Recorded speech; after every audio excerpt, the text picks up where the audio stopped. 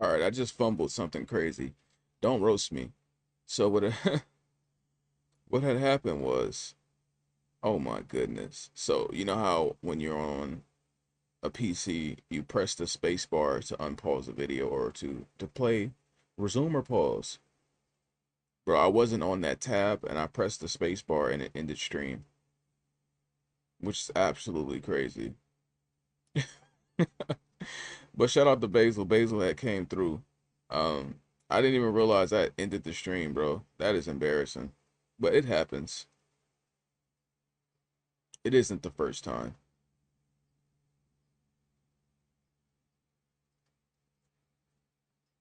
Actually, it might be the first time. I don't know if I've done that before. That was sad. But yeah, opening intro again. Uh, we got the GOAT LeVar Ball same day episode, so I'm not sure why they gave it number 11 instead of just number 10 part 2. I'm excited to see what the GOAT LeVar Ball has to say. We tune into almost everything LeVar Ball if I can find it, and if he has any other interviews. I even watched one interview he had with some girl from New Zealand, some Kiwi, most likely some type of Polynesian woman, who he invited into his house, and he was giving her advice, and she got that interview, and that's crazy just for a woman. You know what I'm saying? A woman to attempt to speak to the goal of bar ball and ask for advice. Usually it's just a bunch of men with or without fathers, probably without, uh, who are either going in fatherhood or want fatherly advice from him, even if he has or doesn't have the capacity to give it to you in that moment. She sat on the couch, talked about her thoughts, ideas, and dreams, and he gave her reality. And we might check for her to see where she is in life right now.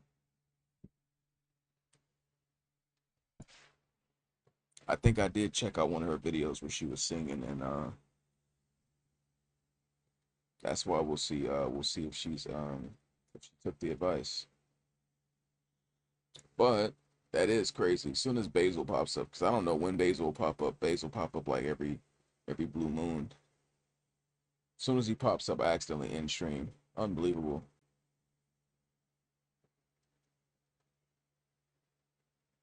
It's funny in its own way, but good lord.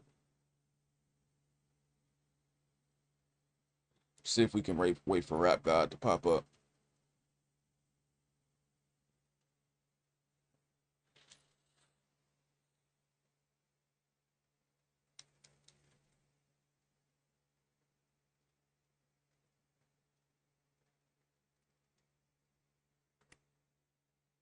Bro, we really out here watching streams in like insanely high quality. Let's go ahead and turn that to 4K. I don't know why auto is always that low. Like, come on now.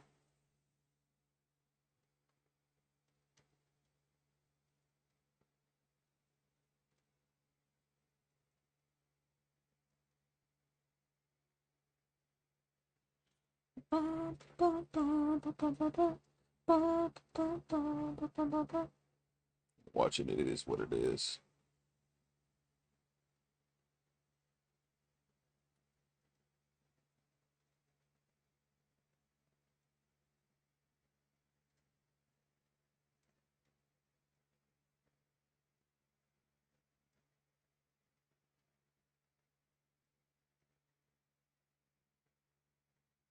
We'll give it about 3 more minutes and then we'll start.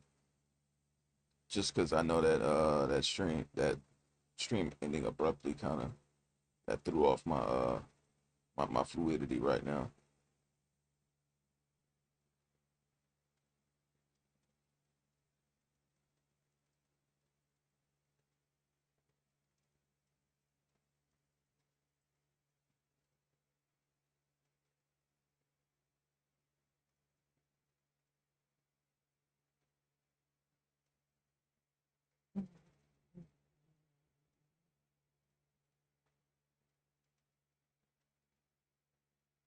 Wow, this finesse 2 times, dude. Why they always got him in thumbnails looking crazy? I don't really know much about him, but when I see him, bro look crazy for whatever reason.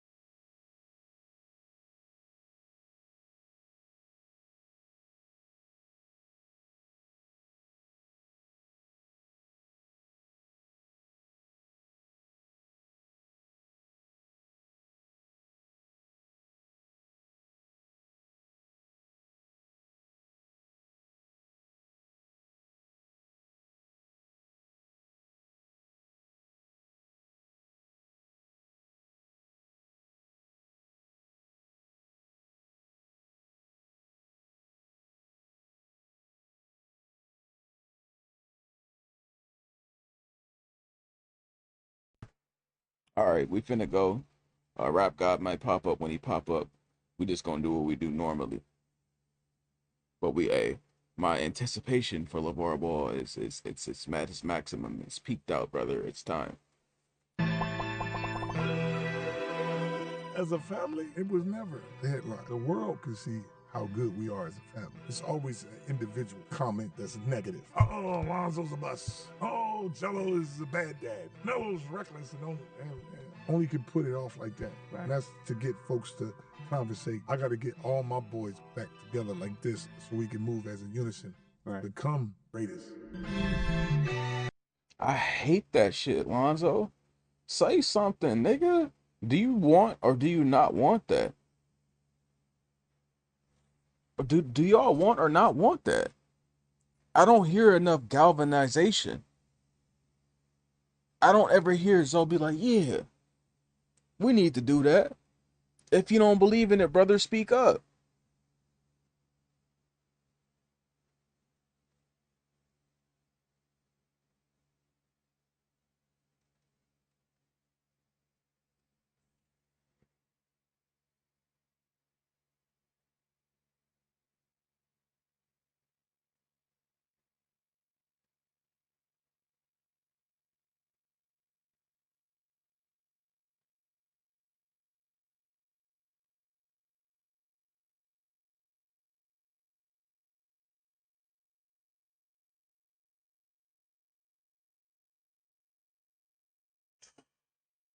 I had to wait for Rap God. I got these rants can't go unheard.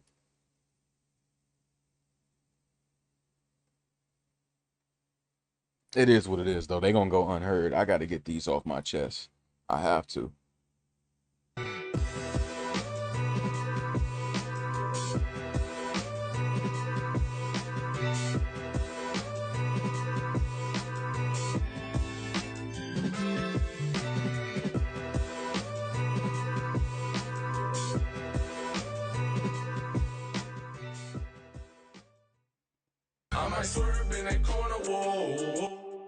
You know what? That shit wasn't copyrighted last stream for whatever reason. The Good Guys bring you one of the best shows that is offered in today's media world. G3, my top dog, no pun intended. G-Bo, how you doing, brother? You good? Good to see you. Men in back 4, 5, whatever number they on, he could be in the next one. D-Mo, looking good. I know you feeling good, brother. Another episode, man. We got y'all a nice guest that y'all been asking for. Didn't cost nothing. No disrespect to Dip. But yeah, man, let's get into it. Let's have a good one today. So we got a game for you called Perception versus Reality. It's what the people think versus what's real.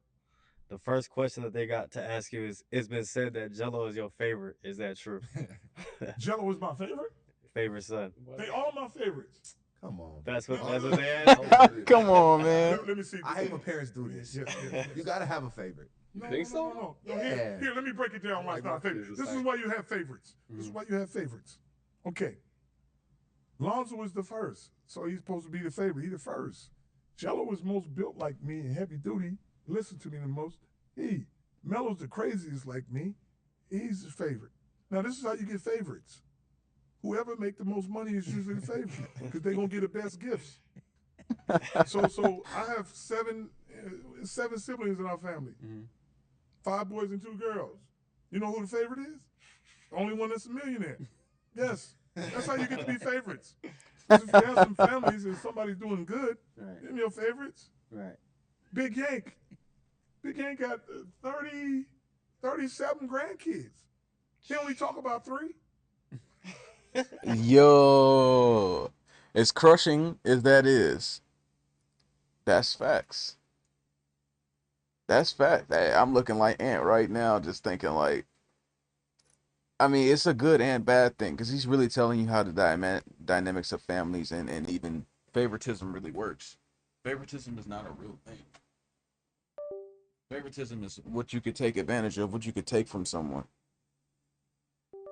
Let me see if my hard drive pops up on the second monitor. It just unplugged. Hopefully it doesn't.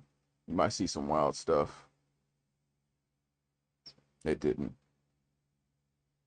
Actually, no, it wouldn't be nothing crazy in there.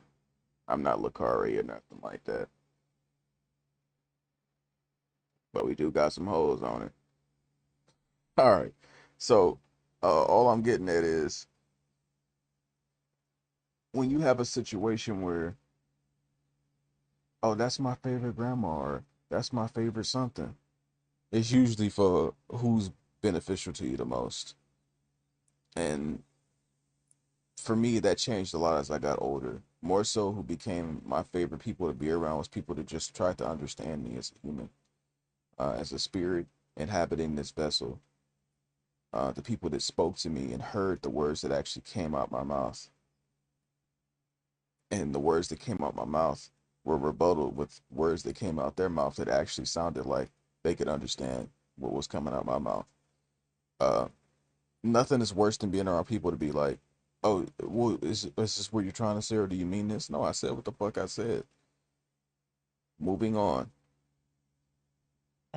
Y'all let me know who your favorite is. And Big Yank is 80-something years old, losing his mind, and he still understand them 3. Right. He was telling me the other day, oh, man, you know, Lonzo broke Wilt Chamberlain's record. That's what he telling me, man. Hey, nigga, that mean them dreams is becoming more real. I think that's, look, hopefully I make it to old age. I ain't gonna pause it for these type things too much, but we have to talk about this because we are tapped into our higher self on occasion. I think as you become older and more delirious, your dreams become closer to reality. And you could say some shit like that. Like he probably had a dream, Lonzo broke it, and it was so real to him that it's almost indistinguishable sometimes. Because I know we all wake up like that. Sometimes, like, bro, I've had dreams of the Ball brothers because I watch them so much, they just invade your dreams. And I'll wake up like, damn, I don't got their number. Bro, we was just chatting. It happens to many people for many different things. Or you might have dreamt about someone who's passed away. And in the dream, it wasn't like they were passed away. It was like they were still here. You wake up like, damn, they ain't alive. Fuck. And I think, hey, look, this is just my theory. I could be 100% wrong. I think as you get older, bro, and you are not just 1 foot out, but 1.5 to 1.7 feet out, I think them dreams become a little more, yeah. But hopefully we can, I guess that's all our journey on this planet. But you know, Hey, I think Jello about to sing with Marvin Gaye. Who said that? Don't take us out. Yeah, he said it was it's all over the Hendrix. place, man. But he older now and he putting everything together. Right. They like, yeah, man. They say Mello out there doing the roller derby on the street with his cars. I said, what you talking about? So he just running into people with his car? I said, no, big nigga, he was in an accident. He said, I thought he was just out there just running folks over. I said, no, that's what they trying to say. Stop looking at YouTube and take your ass big. Would you say your parenting style came a lot from Big Yank or just life experiences you went through? Oh, you know, it got to come through my parents. Through Big Yank, Yeah, grandma, grandma? that's how black folks is, man. Yeah. You know, that's why the boys got both cultures. They got Tina's side with the white folks and me with the black folks. Black folks, get your feet off their couch, sit up straight. Don't touch your shoes on there. White folks, put your feet up here, go and kick back. So they got both of them. Right. Do you miss the reality TV show? that's very important. Thank you, Rap God, for coming through. Now we can really start spitting that real shit. That's very important. Uh, from obviously being a father of a biracial baby, you don't want to try to change both sides. You just want to find common ground. Because part of being mixed is to be part of both cultures, not just one. So, that's I'm trying to find balance in my acceptance of that, and not trying to make my son be more of one way than the other. But I think naturally he'll be more like whatever the father is, and I think in this case, uh, that's it. You know, Alonzo. People don't understand how important it is to have grandparents on both sides, access to both a mom and father of your mom and father. And I think the fact that their grandparents are still alive in their 80s is unbelievable. But the issue for me is, you know, when you have children late, because I started around when LAVAR started. So Lonzo's 28. LAVAR is like 58. He started at like 30. Let me see. Let me look at this. Let me fact check. Uh, yeah. So LAVAR Ball is 58. So that's a 30-year age difference.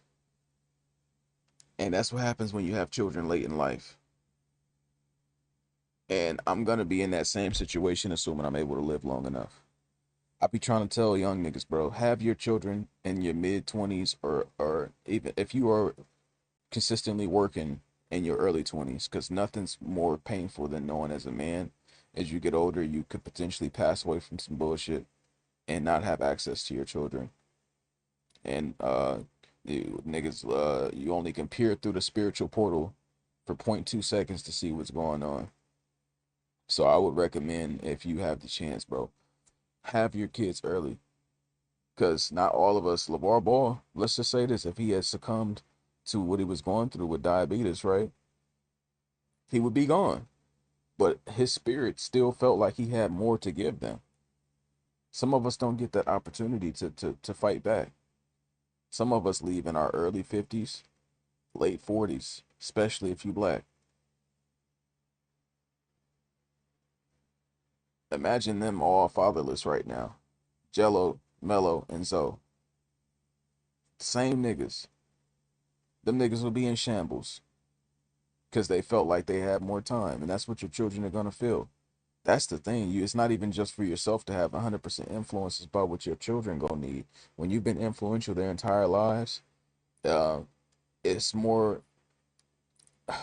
It's never a good time to say goodbye, but you want it to be later, so later than sooner.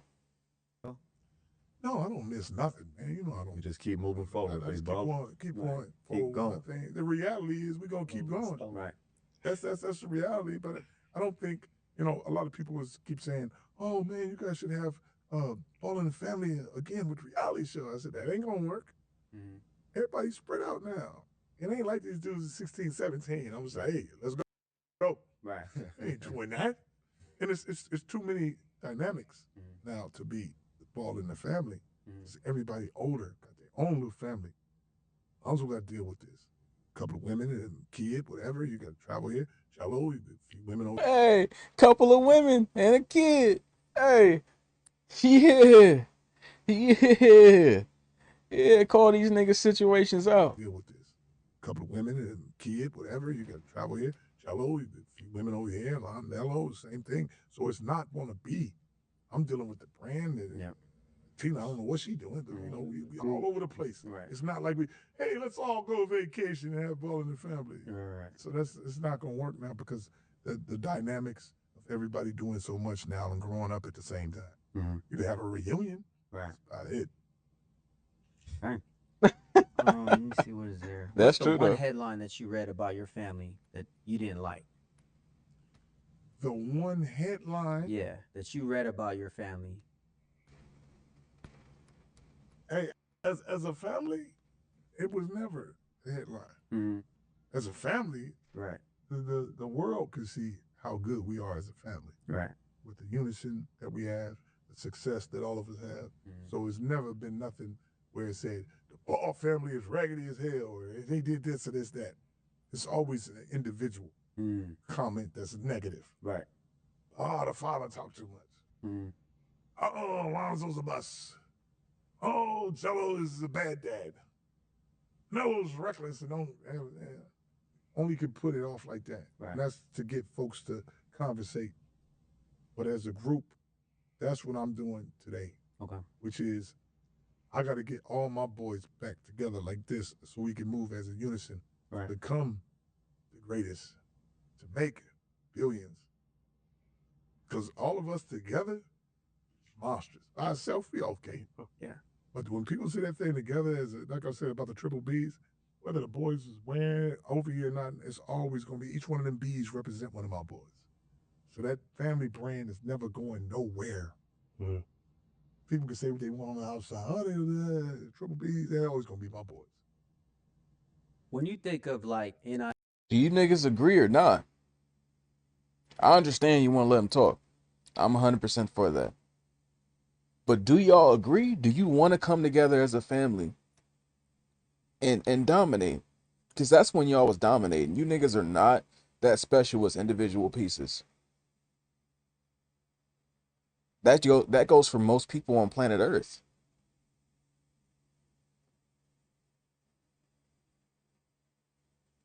That's just what it is. Very rarely do you get someone who is special by themselves. Most people come as a package, and they might be the best piece of that package. That's LaMelo Ball. But am I going to watch LaMelo Ball by himself? Absolutely not. They on a win streak. I just catch the highlights sometimes because they don't hit the same. Like LaMelo Ball by itself is just a player. That's just like scrolling through and see Tyrese Maxey had 30. Oh, Bam Adebayo had 83. What made LaMelo Ball special is because he was number one with the Odell Beckham next to number 2 and number 3. And then he had number 0 and number 21. Or is he 17? He was one of the, I don't know. But point is, the way that they was moving as a unit, that shit was special. It's the ability to make that car move the way it did. To have all 5 wheels spinning at the same time, all-wheel drive, with stability. That's what was special. Right now, LaMelo is just a high-class motorcycle. They look cool to watch, but would I ever ride one? Absolutely not. Mm-mm. It's just no appeal for it. That's how I view these niggas individually. They're pieces of the Megazord, like I told you yesterday, pieces of Exodia. We all in that age range from mid to late 20s, mid to late 30s. All in that range, you understand these references. The Wayans family together are special. We also know who the bigger ones are. We already know Marlon and Sean uh took the family to another level in the later years. But Damon definitely had what probably the longest standing show of all of them. They all did something for each other and together that changed the family's trajectory for the rest of our reality. For if we get nuked or if the creator comes back, it doesn't matter what it is. They done something special. And that's what we see the Ball family as. They are something special together. And these niggas are trying to operate as separate pieces. Bro, y'all can say more. It's okay. This ain't this ain't back in the day where we gonna have an argument in the kitchen and LAVAR gonna say Lonzo's damaged goods and he gonna look there like a sad puppy. That's behind us now. But you can still move together. Y'all can still attempt to move together. That's my thing. Like when I watched that Kai Cenat stream and they all popped out as a trio, nigga, I watched that whole stream from beginning to end. From beginning till end. Giddy as fuck as a grown ass man. Why? Because that's what I was watching when I was a younger man. And that gave it was a dopamine hit. That shit was like a hit of crack. That shit was a line of coke. I've never done these drugs. I'm just saying, bro. It was that exciting.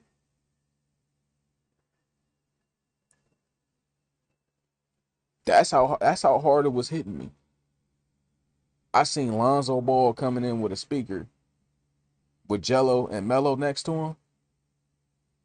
Nigga, I said this the greatest shit I seen all year. And I seen a lot of things. And we ain't seen them together since. NIL today, do you look back and say like we started that?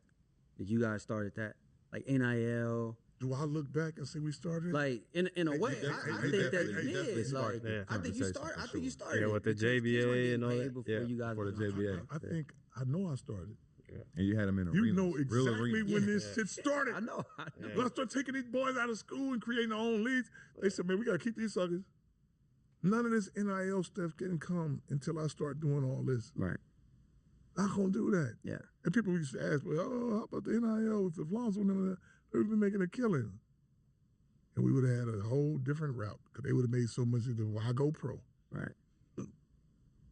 Just endorsements off of stuff and folks were like, wow. But you know what? My boys never was stuck on that NBA thing. They just wanted to go against the best and become the best.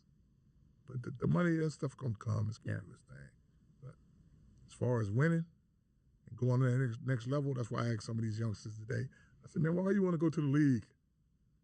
I want to buy my mama a house. I said, you're 12 years old thinking about buying your mama a house? It's too much stress. Don't do that. Get where you're going first. Some other guys come in here and be like, yeah, man. I say, who are you? Boys be 15, 16 years old. I'm like, I don't know you. If I don't know you by now and you paying to play AAU ball, you're not going nowhere. You're not nobody. That's a good point. God damn. Now that's soul crushing. That is the boot of the heavens. That's painful.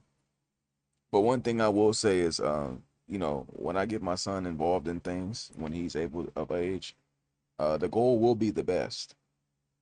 All the money shit, all that shit will come once you become the best. Don't even think about that.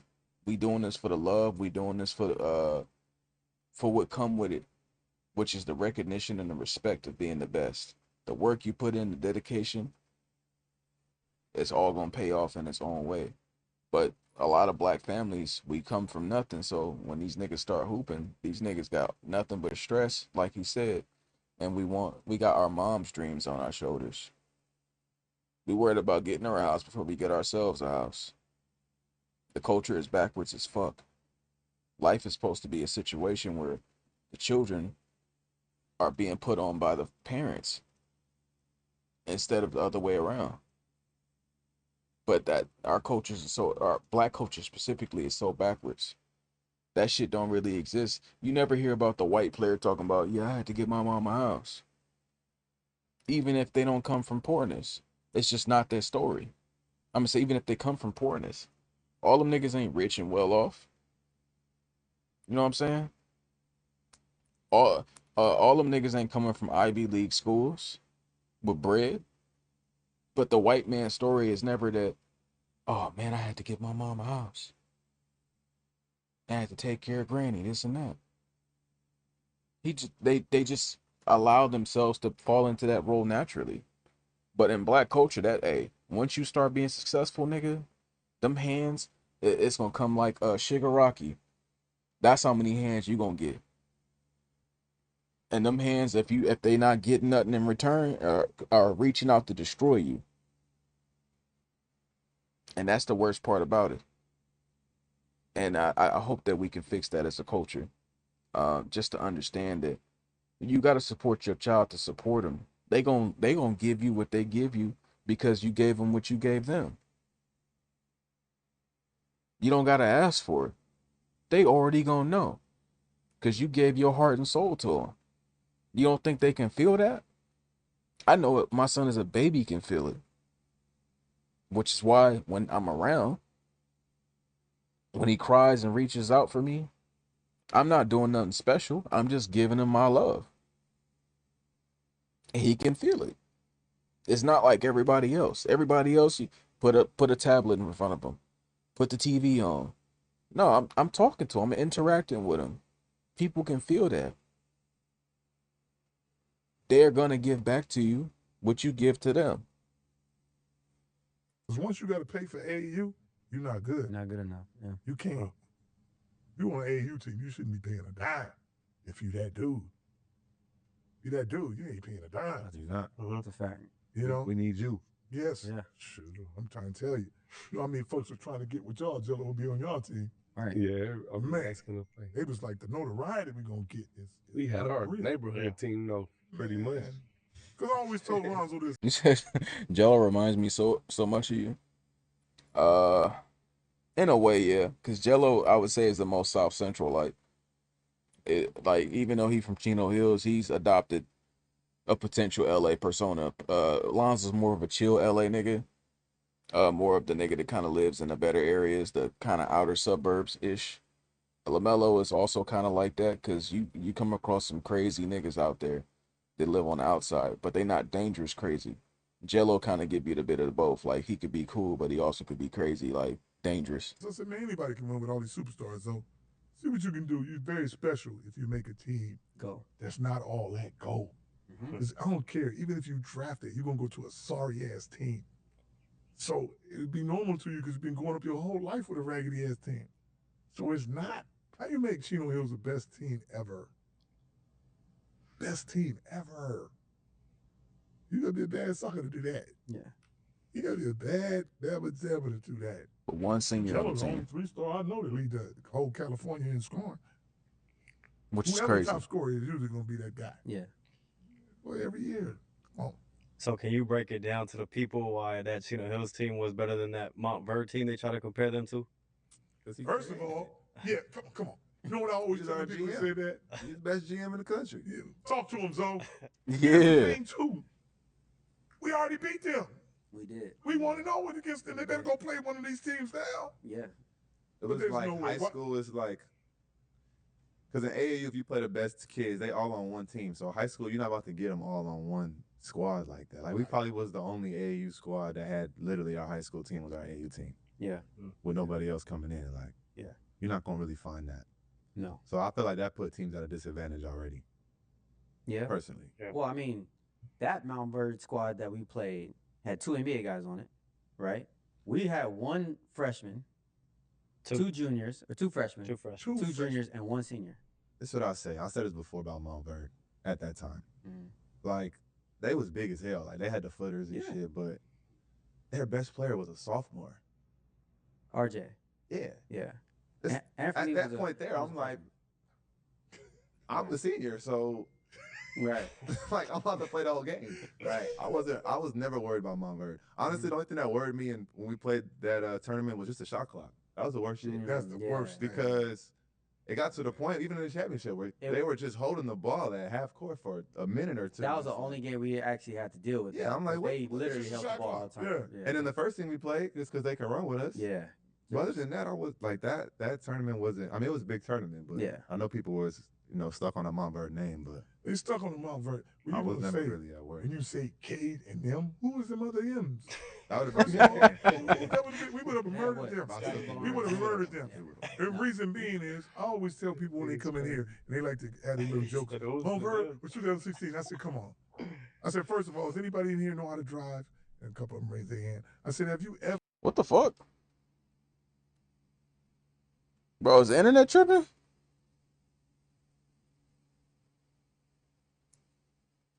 the fuck happened? I said, first of all, does anybody in here know how to drive? And a couple of them raised their hand. I said, have you ever entered the freeway from the carpool lane? You can't enter from that if it's going like this. Right. How they gonna sub? If we ain't gonna sub, we're just gonna keep playing 100 miles an hour. Right. You can't even get to 100 and something. We can get to 100 and something easy. We'll beat you by 30, 40. Yeah. And when we was playing, if you rewind it, when we was playing Montverde, the first quarter, we was 10. Second quarter, we was up about to be 20. And then they got them fouls. Then we had to play with the Rudy Pooch for them. Yeah.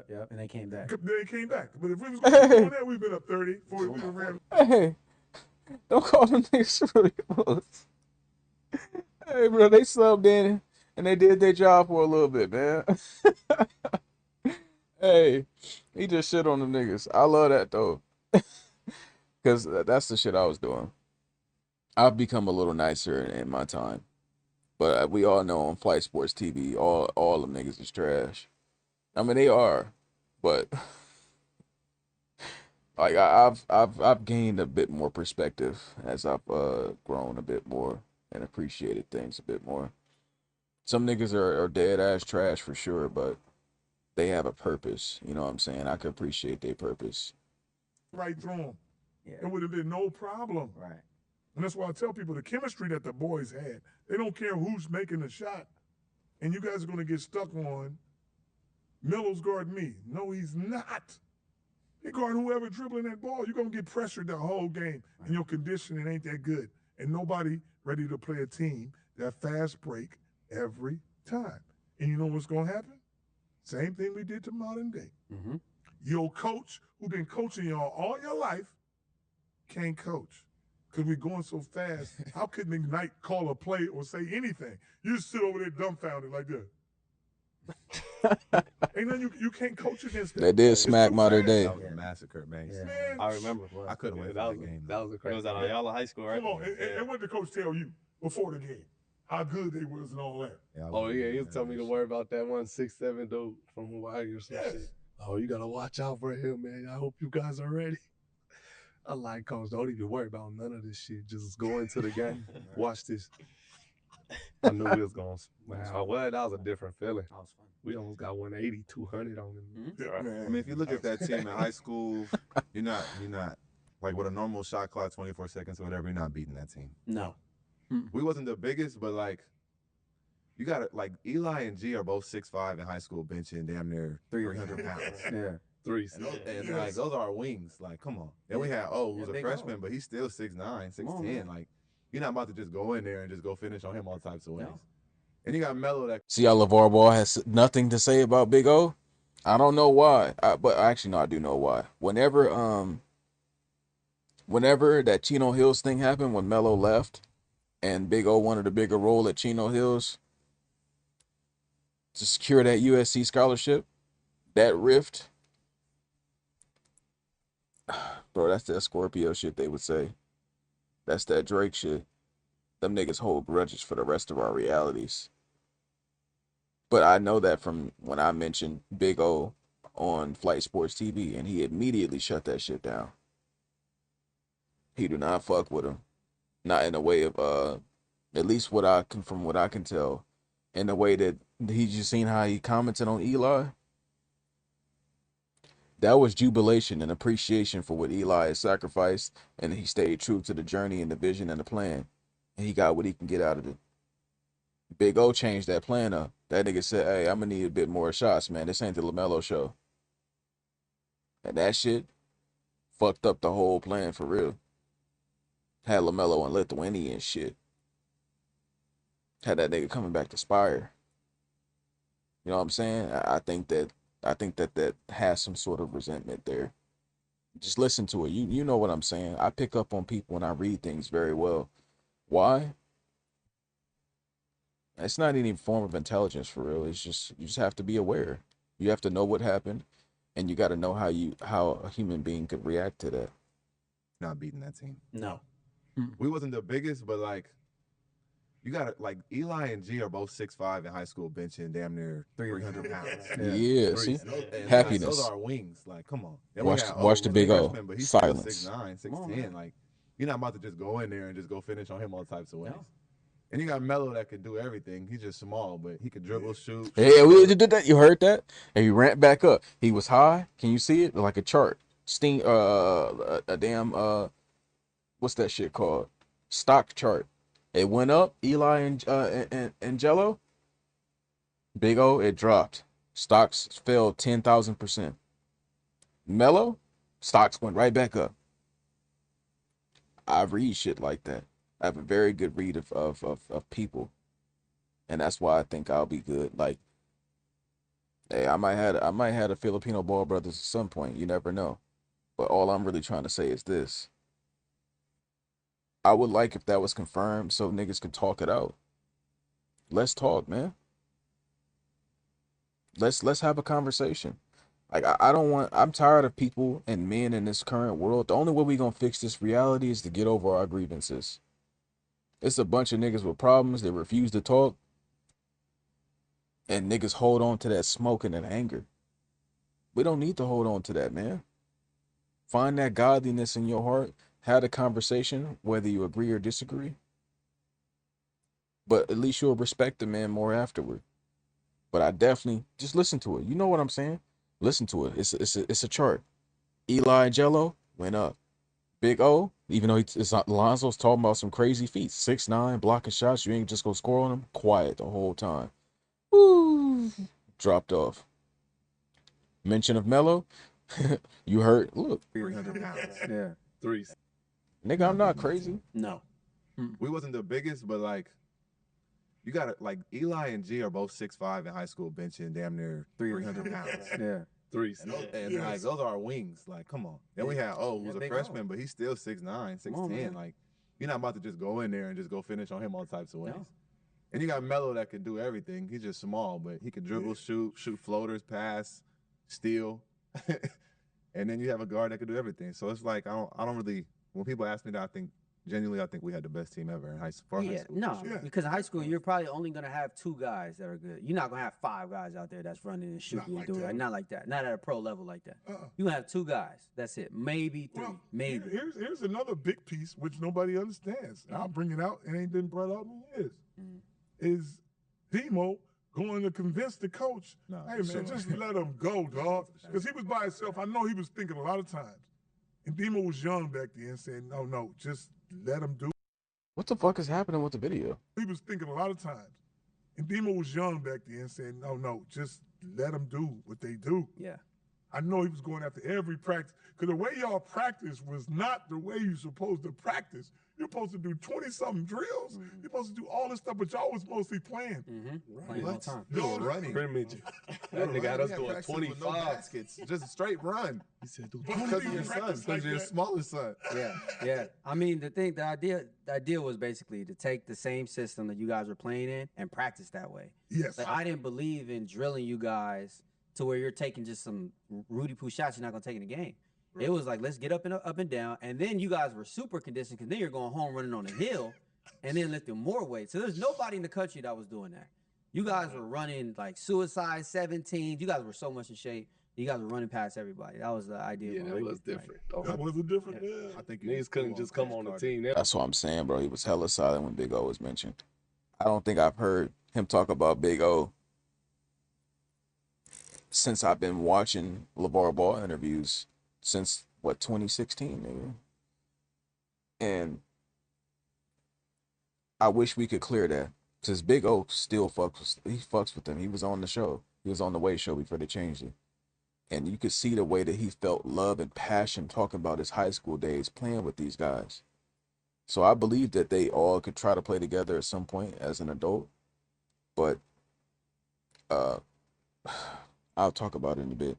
Let's continue the video. I was about to throw up. Like any new player trying to work out, throwing up. Yeah. Demo, did you say that year that almost didn't want to start Melo because Cam was there the year before? 17 straight to the there was a lot that happened. You know, I guess we talk about it now, but Melo's first game, I remember it was at Maranatha, right? It was in summertime. Yep. And we had LA Times there, New York Times there. Everybody was excited to see Melo and the boys all play together for the first time in high school. Right. And we had a guard there, Cam, who played on your guys' team the year prior, and he was a starting guard. And was going to start him that first game. And I had to pull him off to the side and be like, you're going to be the first coach that isn't going to start one of the most talented players I've ever seen. And he's like, you're going to ruin this whole situation. Everybody's coming to see them play together, and you're not going to start them?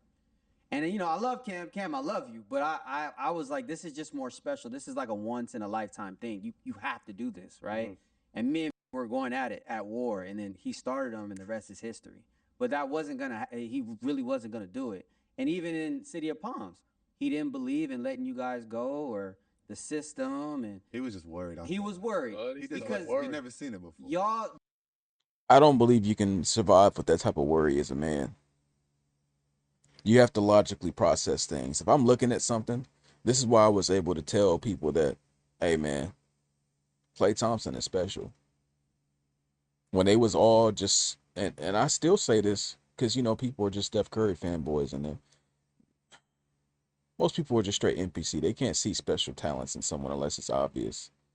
I'll use Derrick Henry easier. When I was watching him in high school, I immediately picked up that this nigga is the greatest running back I've ever seen in my life.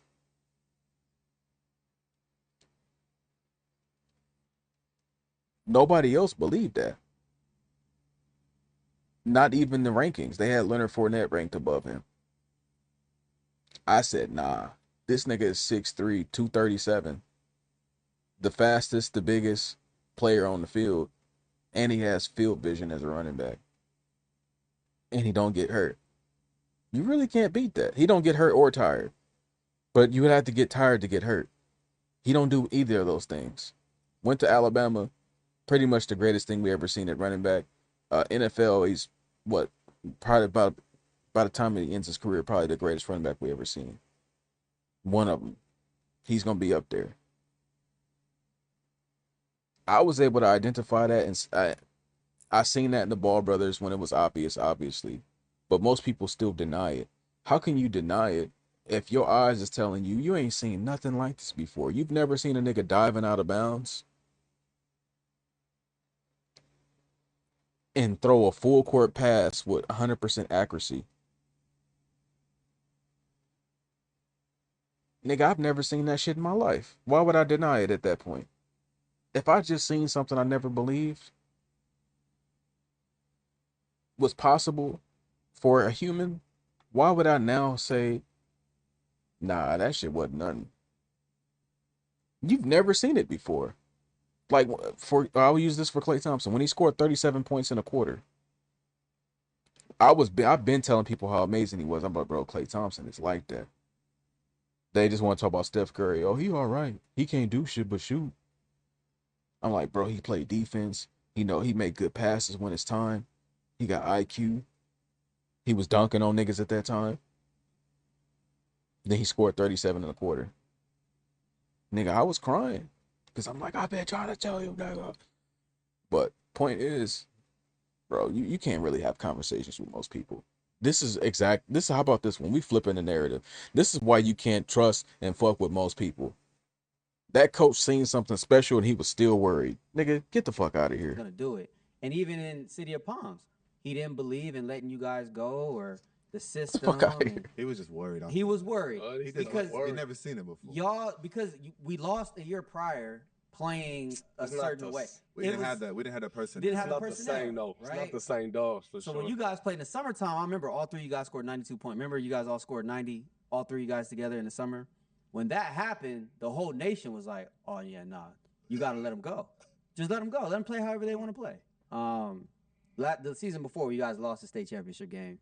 I don't think, like you said, you guys had the We personnel. had nothing. We didn't have Eli. We didn't have Melo. If Or I had my Yeah, junior game, we would have won. and our other guard got I was a suspended year for out. fucking 30 games because he snuck into school somehow. I don't even know how that shit. Nah. They let him play 15 games and then just sat like he had to sit out the rest of the season. That was a real thing. That was the only other ball handler we had, pretty much. Well, even when we that game we lost, like I said, it wouldn't we didn't have to have the personnel. Zoe fouled out. He fouled out. But here's the thing: we had the game won. Yeah.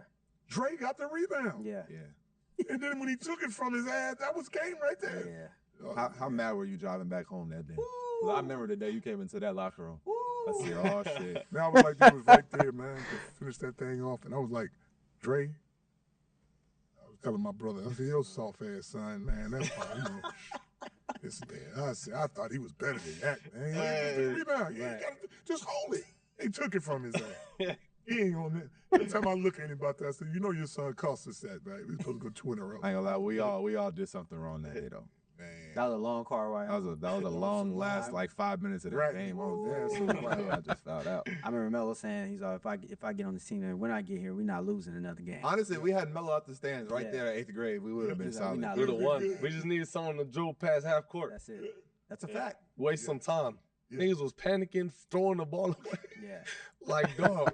I would have done like that. That's Yeah, they sad. had no This rim nigga protection. fouled out, Rim bro. protector, yeah. Yes. I was a center. I'm trying to do everything. Like shit.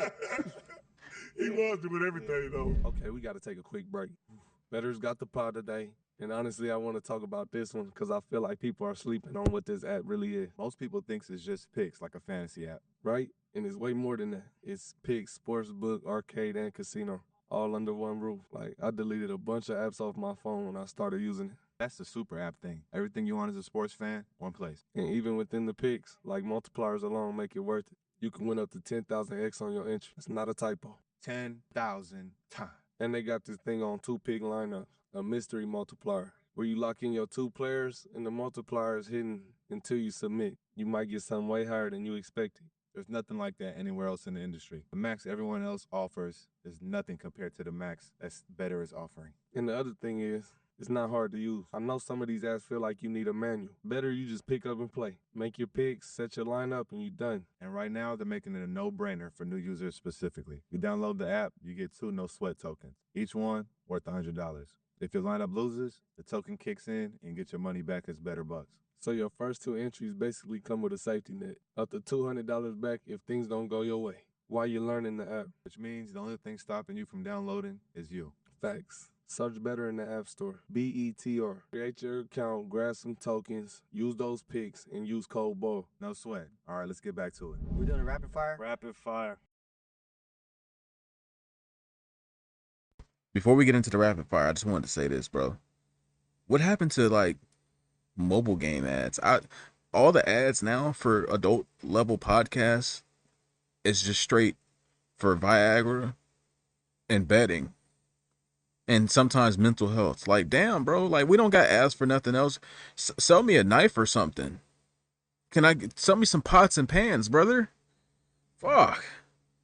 Sell me a course, a dribbling course. Like, all we advertising now is how to stay hard with Viagra and wasting your money on bets. Unless you are an elite bettor, nigga, you are done for. That $30 you invested is gone, brother. And that 70 they gave you, with that 70 bonus dollars they gave you for depositing your 30, gone. You're lost. You're in the negatives. All right. Which son has the worst tattoos, LAVAR? Which son has the worst tattoos? Shit, all of them. All of them got. I can't wait till they get old and shit wrinkle up on their head. They tattoos are crazy. I'm gonna be stumped. I'm gonna be looking pretty. I'm gonna man. looking pretty. I don't know.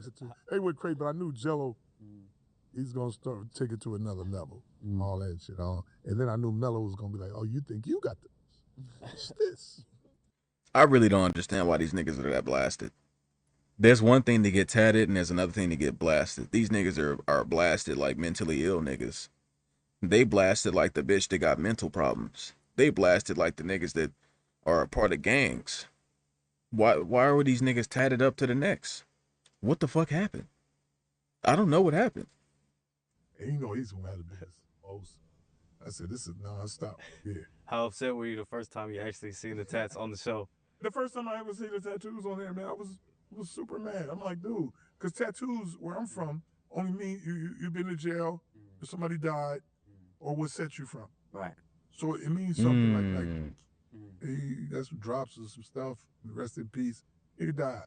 Or you a gangbanger. You got rolling 40s on you. Niggas gonna test you. Be like, nigga, what's that shit on your stuff? What set you from? Whoa. Name dropping the 40s is crazy. That's some South Central shit. Niggas usually just talk about the 60s. If you are not from LA, you're a casual in gang knowledge, which is okay. You don't want to be a professional in this, but when you're in LA and you're black and you're trying not to die for just existing, like nigga, you know how sad it is that I literally have to decide to myself sometimes, I can't wear this color out today. Now, gang violence is less than what it used to be, but it's still pretty bad, man. Like niggas are still stupid. And I literally have to look at my clothes or shoes some days and be like, can't wear that outside. I say that to say this. Most people that aren't from LA, they only talk about Compton. Compton is a very nice and beautiful place. The majority of it. Very nice, very clean, very beautiful. Even the air is clean there. South Central, completely different. Still run down. It's like Mexico now though. It's a bunch of Mexican gangs and Mexican illegal niggas. It's a bunch of black niggas in gangs. It's bullshit. Point is, uh, Rolling 60s is where Nipsey Hussle was from. So most people that are into celebrities and whatnot usually just know about the 60s. Rolling 40s, you gotta be a real dirty gutter nigga to be very informant of them. And the only reason I know is because I went to a high school that was a street away from where these niggas hang out. And they had some in our school, and of course that's where I got a lot of information. But the fact that he name dropped them is very important. And if you guys haven't already, hit the thumbs up. I don't really ask for thumbs up or subs. I just be rolling. We appreciate you guys for tapping in today. Thank you. Right. But now it's just like, just nowadays, you just tat anything on your body. Just put a bunch of stuff on there. It don't mean too much, but it's just a tattoos now. People keep asking me to this day, hey, man, for what? They don't hurt my head then, man. Nigga, what they gonna do is what they gonna do. That's on them. That's all tatted, but I can't be like, oh, you son of a gun. You niggas should have never got tatted. It is what it is now, so I go from that. You wouldn't get no BBB tat? Shit, I keep that shit on signs. Signs. On the side. Why they still pretty? Is there anything you would have wanted to see them become other than that? No. Well, you couldn't be athletes. Like what was the harder questions? I ain't gonna push you nowhere. You wouldn't even be my son. You wouldn't even be my real though. Last name Ball though. Nigga, it's been a dog right there this whole time.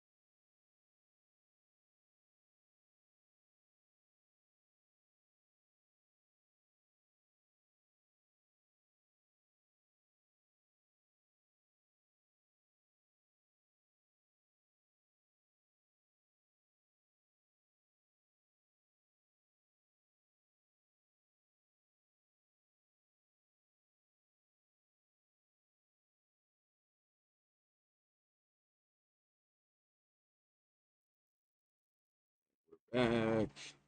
I don't know what that was about, brother. I have no idea. Not even a little bit. I couldn't give you an answer. It's happened before, of course. But could I tell you why it's happening? No. Took me forever to restart my PC. All types of weird stuff. The PC was in restart mode for like 6 minutes. Like, what was that about? Can I get an answer? Probably not. But it literally just crashed randomly. But we are back. Give me a moment. Just getting back to where we are in the video. Just making sure everything is running all right. I definitely have to invest in the desktop. Like if I can get like a solid PC that is able to do what I want to do with it at the level that I'm doing right now, or even higher, for not insane prices, it would this laptop was around 20 2023 prices was close to $2,000. So got it for like 1,800. If I can get a good PC, good graphics card, good PC, CPU, all that for around that price, and I'm able to potentially maybe sell this for maybe a K, 1K. You know what I'm saying? Lose that $800 on it because it still works.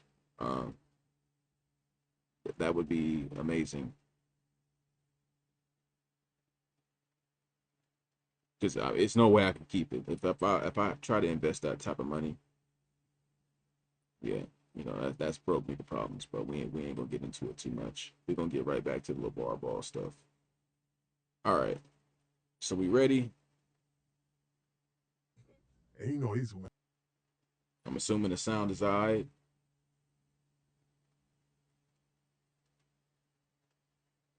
Yeah, I don't think the issue was 4K. It was something with my PC that was tripping. Turn my shield off. Had the best. Most. I said, this is non-stop. Yeah. How upset were you the first time you actually seen the tats on the show? The first time I ever seen the tattoos on there, man, I was super mad. I'm like, dude, because tattoos where I'm from only mean you've been to jail, or somebody died, or what set you from. Right. So it means something like he got some drops or some stuff. Rest in peace. He died. Or you a gangbanger. You got rolling 40s on you. Niggas gonna test you and be like, nigga, what's that shit on your stuff? What set you from? Right. But now it's just like, just nowadays you just tat anything on your body. Just put a bunch of stuff on there. It don't mean too much, but it's just a tattoos now. People keep asking me to this day, hey man, for what? They don't hurt my head then, man. What they gonna do is what they gonna do. That's on them. That's all tatted, but I can't be like, oh. Bro, I can't believe, bro. We had like 10, 12 people in here. Y'all ain't got a chat. So my type of commentary and let's just say entertainment, we don't always need a bunch of chat. I don't have to feed off the chat. Y'all just here to kick back and have a good time. Put something on the TV, maybe get a laugh or two. That's what I'm here for. If you want to engage, you can. Rap God chooses to engage. A few other people just got me on in the background, maybe something to get through work. That's 100% fine. But it's crazy the laptop starts tripping as soon as we doing numbers like that. Even the Elden Ring stream, even our stream for 8 hours, that shit almost got up to 100 views. Absolutely insane. Absolutely insane. Appreciate you. But let me get back to it. You son of a gun. You niggas should have never got tatted. Yeah. It is what it is now. Oh, let me comment on that. I don't have tats. When I do get tats, it'll probably be like a Polynesian tribal just because it's something I always wanted.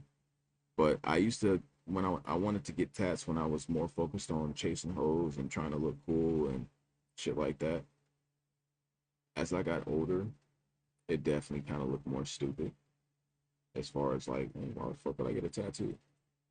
But when I do get one, it's gonna be meaningful and it's, I don't know what type of Polynesian tribal. Maybe I'll see. I'll have to compare Cook Island, Samoan, Hawaiian, Tongan. I have to compare those to see which one I prefer. Too many black niggas got the Hawaiian tribal, so I actually am gonna have to go ahead and wipe that one off. That one's not happening. I'll go from there. You wouldn't get no BBB tat?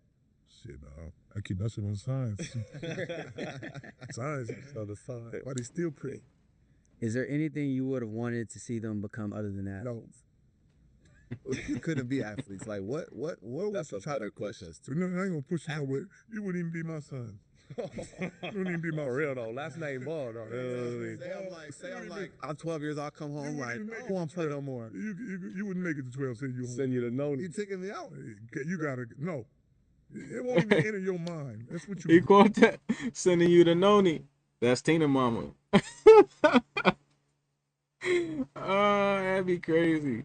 It's gonna be like that though. If you got a strict regime that you're trying to run, you have no room for insubordination, especially if you could see the outcome. If you just a nigga doing shit and you don't really understand like where you're trying to take it, sure, you're gonna have room for insubordination. But LaVar Ball clearly had a plan and executed, and his children went along with it and they trusted him. So imagine if they didn't. Definitely would have been way different, and that's why sending your ass to Noni it was funny to me. Room for when they little. You was never gonna be like, I don't want to do. Nigga, even if you didn't want to do, you gonna do it. Only time you say you don't want to do something when you got your own money. That's the only reason you start doing shit different. Right. That's You facts. became a millionaire and you changed shit. Hang up, and man, no, I ain't doing that. I ain't doing this. But you can't do that. It don't have nowhere to go, or you gotta come back and rely on me or something like that. You can't do that. Okay, that's not. That's not. What you drop? That's grown man talk. That's real shit. You only start doing shit your own way when you got your money. That's facts. Trust me. If I were to get money,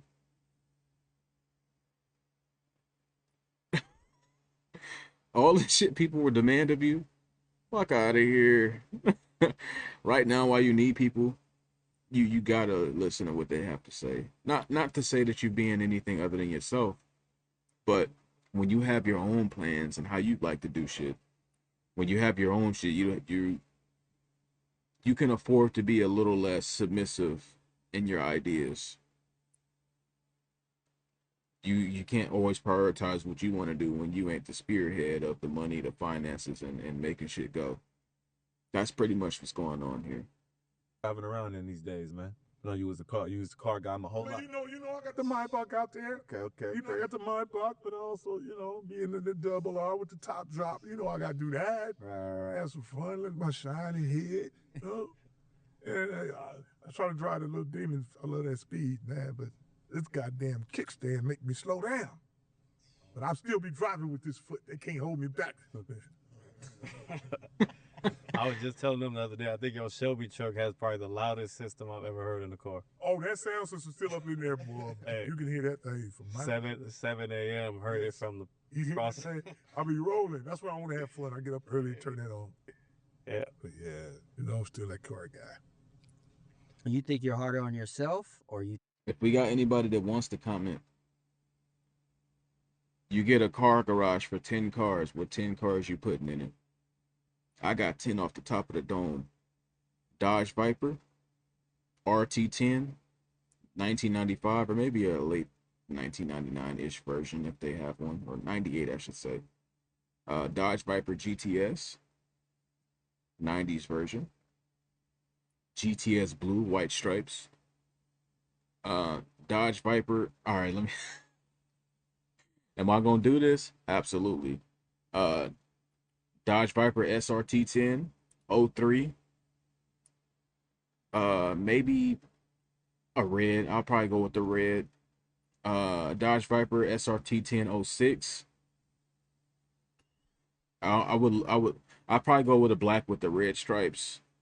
Dodge Viper 2013, the GTS. If I could get it customized, I'd probably go a black.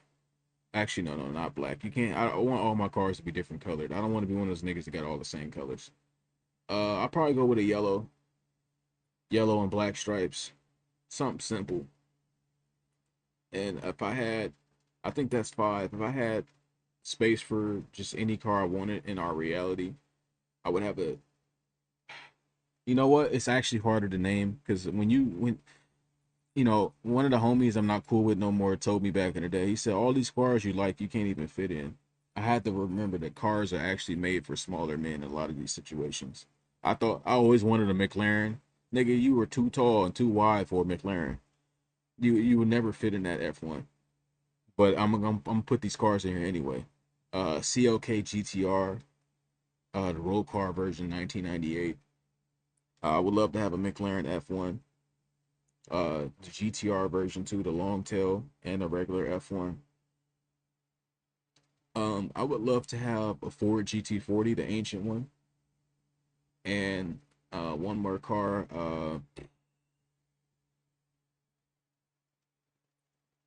I would, you know what? I'm trying to think because it's so many cars I actually like. I'll probably throw a Celine S7 in there. That would probably be my dream car garage of a limit of 10. But you know, somebody like Jay Leno is out there living my dreams would beat that nigga's ass. Actually, no, Jay Leno, I would love to visit your car garage one time. Just to even touch the paint, just smell the vehicle one time. You know what I'm saying? Rub my face on it. Think you're harder on your boys? You think you're harder on yourself, or you think you're harder on your boys? Am I harder on myself or my boys? I'm not hard on either one of us. Talking about it, it's built for this, man. People, let me ask you about the success. All right, his perspective on shit fucks up the answers. It's his answer, sure. He can get whatever answer he wants. But these niggas definitely feel like he was hard on them. In a way. But it's not in a way that they ain't built for, so he's not wrong. I'm just saying that the way he answers it, most people are just gonna. This is why most people can't handle LAVAR ball. They were like, yeah, say you're hard, nigga. Say you're hard on your kid. Pause. Say you're hard on your kids, nigga. Success is, this is how you get to be successful. They believe in me, and I believe in them. So whatever I tell them as they're growing up, you figure they're going to be successful. And I got to believe whatever I tell them is not too much. He's like, man, you can't. Man. Right. So if we believe in each other, that's how you're going to be successful. I can't be talking all the success stuff and living in an apartment or not doing that. But I be able to see it. These boys never want for nothing. Right. And that's what Post was saying when he was driving to school and BMWs and fancy cars, and people were stuck on the fence. Oh, you giving too much. What do you mean? I ain't got to pay for college. And I'm like, I'm giving you BMWs and these cars as you growing up. So when you decide to buy your home. Also, we got to stop this. I said this in a previous live stream. We got to stop this black nigga shit where we buying Mercedes and BMWs. I don't know what that is. I don't know what type of hold the German vehicles have over us, where we just think they're the best, unbreak like niggas and beat up Mercedes and BMWs every fucking day. They are not better drivable cars. Ford might be ass on some of their cars, but nigga, there's so many different American brands, and not even just American. If you're gonna be a foreign trader, nigga, get you a Toyota, get you a Supra or some shit. You know what I'm saying? Like, if you're gonna be a foreign trader, why is it always the same foreign traders? Stop with the Mercedes shits. Stop with the Porsches, nigga. There's a bunch of vehicles on this planet Earth. We gotta break that. Then niggas come back to America, it's always a Dodge Challenger or Charger, or with a side of Cadillac. If you old, like damn, bro, there's more cars. Own car that you work for and use your money, it better be better than this raggedy ass Escalade and this BMW. Hey, don't talk about that. He love that Escalade. But now, Oh, what I just tell you, the Cadillac Escalade, he not even old. He's 2 years younger than me. This nigga has a Cadillac Escalade. We gotta stop this shit, nigga. We gotta stop buying Corvettes. We gotta stop buying Mustangs. Nigga, get a Viper sometime. Yeah, I mean, it ain't gotta be like me, but I'm just saying, bro, like, let's come down the block with something nobody else got. I seen a video on YouTube recently of a cop pulling over a Dodge Charger, nigga. It was like 17 Dodge Chargers in a line full of blacks. You know how painful that is as a car guy to see that shit? Damn, my culture do the same shit on repeat. These niggas just keep packing out the Dodge Challengers and Chargers, talking about scat packs. Bitch, you know how many fucking cars exist with a level of speed like that? that you can afford within that price range, and all you talking about is a Dodge Charger or Challenger with a Scat Pack or a Demon. Nigga, everybody on planet Earth is trying to get that vehicle for whatever fucking reason. They're not even fun to drive.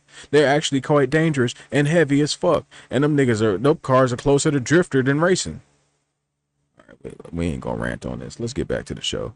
The cars they drive, Rolls Royces, Maybachs, that's what you working for that. So it got to be better than what I've been giving you for free.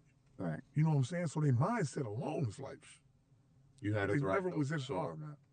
They never was in awe. Like they was going to school as superstars. All right, last one. Rolls Royce is not the pinnacle of vehicle. Get your ass out of here with that. I'm just talking about black people in general. Rick Ross, all y'all. My Bach is not the pinnacle of vehicle. I need to start listing some cars for people to actually be interested in. Not saying you got to follow, but I'm saying like I'm gonna put this out here. Get you an Alfa Romeo GTV. Try it out. It's pretty nice. Engine purr just like you love. Superstars.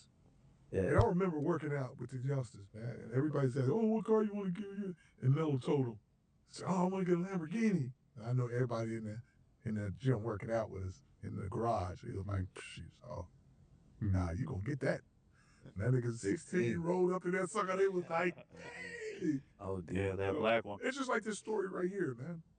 That's why this is one of the best spots for the store.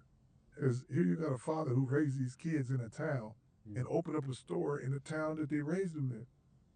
Where you gonna love You can't even for Chino start? Because like if you think of Chino Hills, you think of straight ball. And you Yes, of course. never wanted to leave here. Like They used to be like, straight always dirt was- back. Well, let me tell you from day one.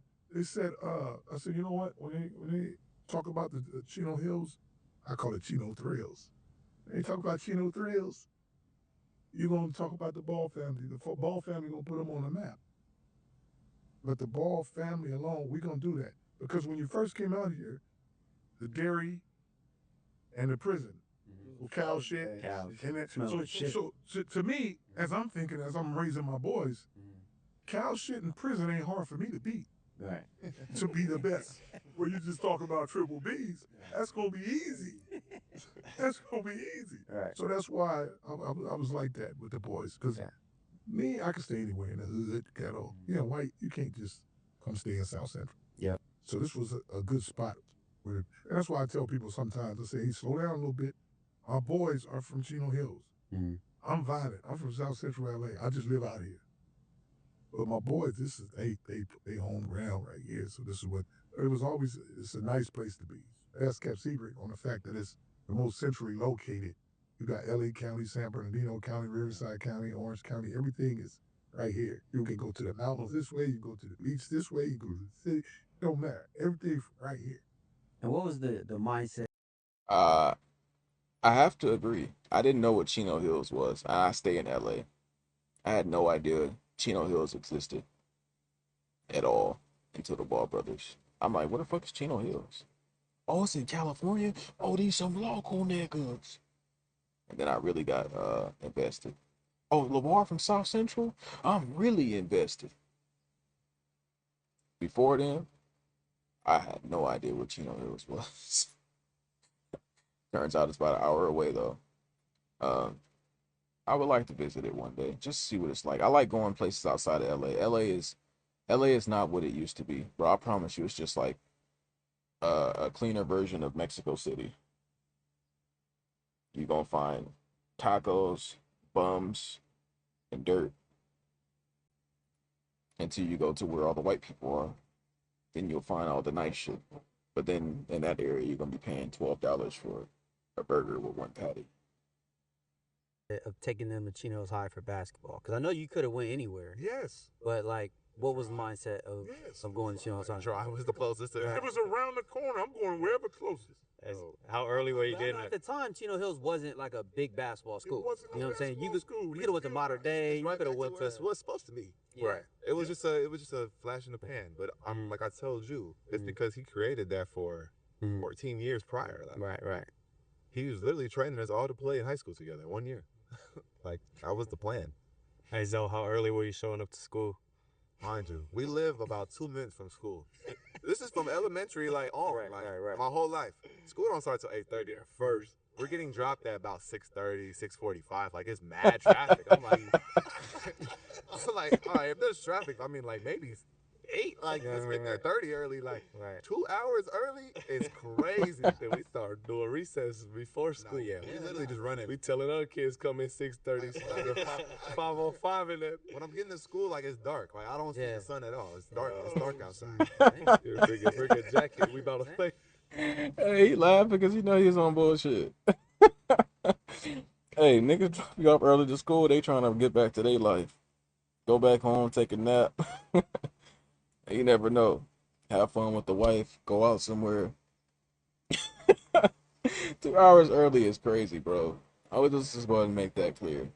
But it's a nice sacrifice. You wake up a little early, get these niggas out of here, leave them at campus 2 hours early. You see them 8 hours later. That's a lot of time to have fun to yourself and your potential. Well, I wouldn't say potential, but his wife at the time. Hey, that's it. Well, Jello, know how early was you getting to school in elementary? I was driving there, so I was there. I was crack of dawn. Still dark. I would say that though, because we were driving at 10 years old, there was nobody on the street. So I guess you were being a good citizen, or at least making sure the roads are set. You never know what's gonna happen, man. You might need these suckers to drive, but when they was able to drive, you have to take the little what you call that. Driver's training. You have to do driver's training for like a couple of weeks or something like that. Yeah, all these suckers did it. But they would drive with one hand. They was like, nigga, how long y'all been driving? My driver. He had me pick up his daughter, Taco Bell. He like, hey, bro, take me over here. But I always knew my boys. I said, I got to teach them to drive super early, so they won't be getting to high school and be like, oh, I got my first car. Right. And then driving with me K&T? by yourself, you can really drive good. Yeah. Appreciate you coming through, my brother. We just getting a little reaction to the GOAT. Nice little interview. You came in at the right time. Yeah. The driving with me. Oh my goodness. Just so There was some days I don't even want to drive. Shit, fuck it, I'll just walk. Man. But I feel it though, because your cars is always. Hey, think about that. Like, that was a whole different era. Niggas will snitch on you now. If niggas see your 10-year-old driving to school, somebody's calling CPS on you for whatever reason. Back in the day, though, that was different. Like, when I used to go to elementary, bro, everything was fair. People was cool. It was a entirely different vibe than what we got now. Literally. I can't even explain it because life is so much different now. Like, just to see, like, imagine seeing 2 10-year-olds driving themselves to school. That's fucking crazy. How you been, though? You said I miss you. We gonna say pause just because I read it out loud like that. I'll put it like this. I'm findable. I haven't been. My laptop been fucked up. But before then, I've been streaming consistently. Y'all could tap in here and there. We can still chat it up. My biggest failure is I would say I don't really use social media. I tried to get into Instagram and realized, shit, I don't give a fuck about social media. I like doing what I'm doing now. Bit of commentary, bit of making shit work in real life, chatting with my homies when I can. I think I got your number still. Might shoot you a text. I was shit. I think I played Flight and Undisputed like last week. You know what I'm saying? Like, I gotta connect with the guys that fuck with me on occasion, but y'all gotta make yourself available too. Because I find myself when I had to stop doing that recently. Like, niggas only hitting me back when I hit them up. So I appreciate you sliding through. That means a lot. Now, don't be shocked if I slide through on you. It's nice and clean, and the rims was on it, so like you gotta drive them with some type of prestige, you know? Yep. You can't just be out here wilding. So goddamn, you hit the goddamn curb, but stay straight. like, I'm 11 trying to whip an Escalade, like, come on, Banks. Jello can drive though. Jello was good at backing up. I was like, nigga, are you looking in the rearview mirror? I don't know if the nigga eye was cocked that boy, but he just see you gotta look over your shoulder or something. Feel it. You taught us fast though. Like, it didn't take long to learn nothing from you. Like, everything in life that you taught us, you was on it for sure. You want to pick up the cooking now? I just Oh, started. he just started cooking. Yo, he called me the other day. I said, "What are you doing? I know you ain't cooking. Come on through that cheese. I got that. I got everything said, you need for breakfast. I got to move on to dinner. Man, yeah, you right there. I'm the breakfast man too. Jello was the only one cooking. I still make grits. Still be cooking, man. I was, wow. That I big keep bowl of remembering those breakfast. days. This is how time go back. I used to tell the boys, we'd be out there hooping. I said, man, go get y'all something to eat right quick. Get a little snack. And he go get a fruit roll-up or some fruit snacks, and Mello get some little fruit snacks. I said, damn, where's Jello? Stick it in there and made a sausage sandwich with egg. I said, get a little snack. He said, it's his. I said, well, you supposed to get some little ripping potato chips or something. Remember when he had braids? Hey, that explains it. That's why two of them niggas was 150 pounds and one was 210. That just encapsulated the entire understanding. He's like 12. I was whipping, He man. told him he was too fat. He had. And I was supposed to say, I'm like 11, 10. Hey. I like He 10. got but he had that Jello had that flavor to change up stuff. Because I was like, man, you want to do, you want to have Dyed his hair. cut down. No, I didn't like the dot on that shit. He was like, he was just so creative. That's why I was like, Jello on a different scene, man. When it comes to creativity, man, that boy gonna create something. It's just, but being like that, he ain't changed, man. Same. Do you think you can still raise kids the way you raised us now, today's world? I can raise any You'll kid. find man. out. I can raise any. I'm dropping Belly off someday. I promise. Mine's a little different. I can't move as fast as I used to. I mean, got a little kickstand, but I'll test some shit up. I'll make some kids get right, man. I don't be doing that stuff they did doing any days. Bello and LaJuan, man. Zello, The next yes. experience. What's the next one? On any days. Bello and LaJuan, man. Zello. Lil One, bro. How did he just secretly dropping that LaMelo got a child? And this is just like normal for them. To the world, this is news. This is like Drake with Adonis. You are hiding a child. Let that boy come home. I'm like, what? But this is the opposite version. This is the positive one. Velo and LaJuan. The name of the child LaJuan is fucking crazy for sure. LaVelo is also semi crazy, but it's on brand with the current names. All I'm trying to say is the fact that we not that we have to know, but we know. We knew when Melo had his baby. We knew. We knew when Jello had his. Obviously, because he's dating a woman who's making bread from social media and her family investments of some kind, the whatever money they got. Melo, he's dating a woman who's not necessarily a nobody either. I don't know much about Anna Montana, but I know she's been in the game for a while. And she made herself an honest woman for a nigga that got 100 mil. That's what these women all think they could do. Become honest women for that 100 mil. And she gave birth to her first baby, I guess, at 35 or something like that. I'm not trying to look. I only put the age out there because Melo is 25. They don't call older women predators though. All I'm trying to say is, I guess Lil One is a real thing. We ain't never seen a nigga, but he exists, I guess. Oh, The next yes. experience. What's the next one? I was telling them to tell you, bring me one more boy so I can run this back. Be the little one. Don't hold your breath, man. I got some time. See, the one Yeah, sucker play together all. They got another but they won't be ball brothers, they be the ball cousins. Hold on. Hey, Zo. You probably will never get this message. But if you do, don't wait long, brother. Go ahead and get that boy as soon as possible, unless you plan on doing it in a way where you do sex selection. You as you seen, brother, you dropped that nut in Denise and you got a daughter. It's not always a boy, is all I'm trying to say. That could fuck up your whole. Yeah, I still got time. Do you? It takes 9 months, and you don't always hit it. You don't always hit the jackpot. Denise, what DKM say back in the day? He said she was doing handstands. It don't always work, though. I'm telling you, though. I mean, obviously we know that, but I'm saying once you decide in your mind, like, oh yeah, I'm gonna get her pregnant. Nigga, sometimes that shit takes more than your first attempt. That's another month you gotta wait. Sometimes you don't get the second attempt. That's another month. Let's say you get the third one. Oh shit, it's not actually a son. You had to wait 3 months to find out it's a girl, brother. And now you gotta finish that 9 months out, and you gotta wait for her to heal up, and then you gotta try again. That's a whole another year down the line.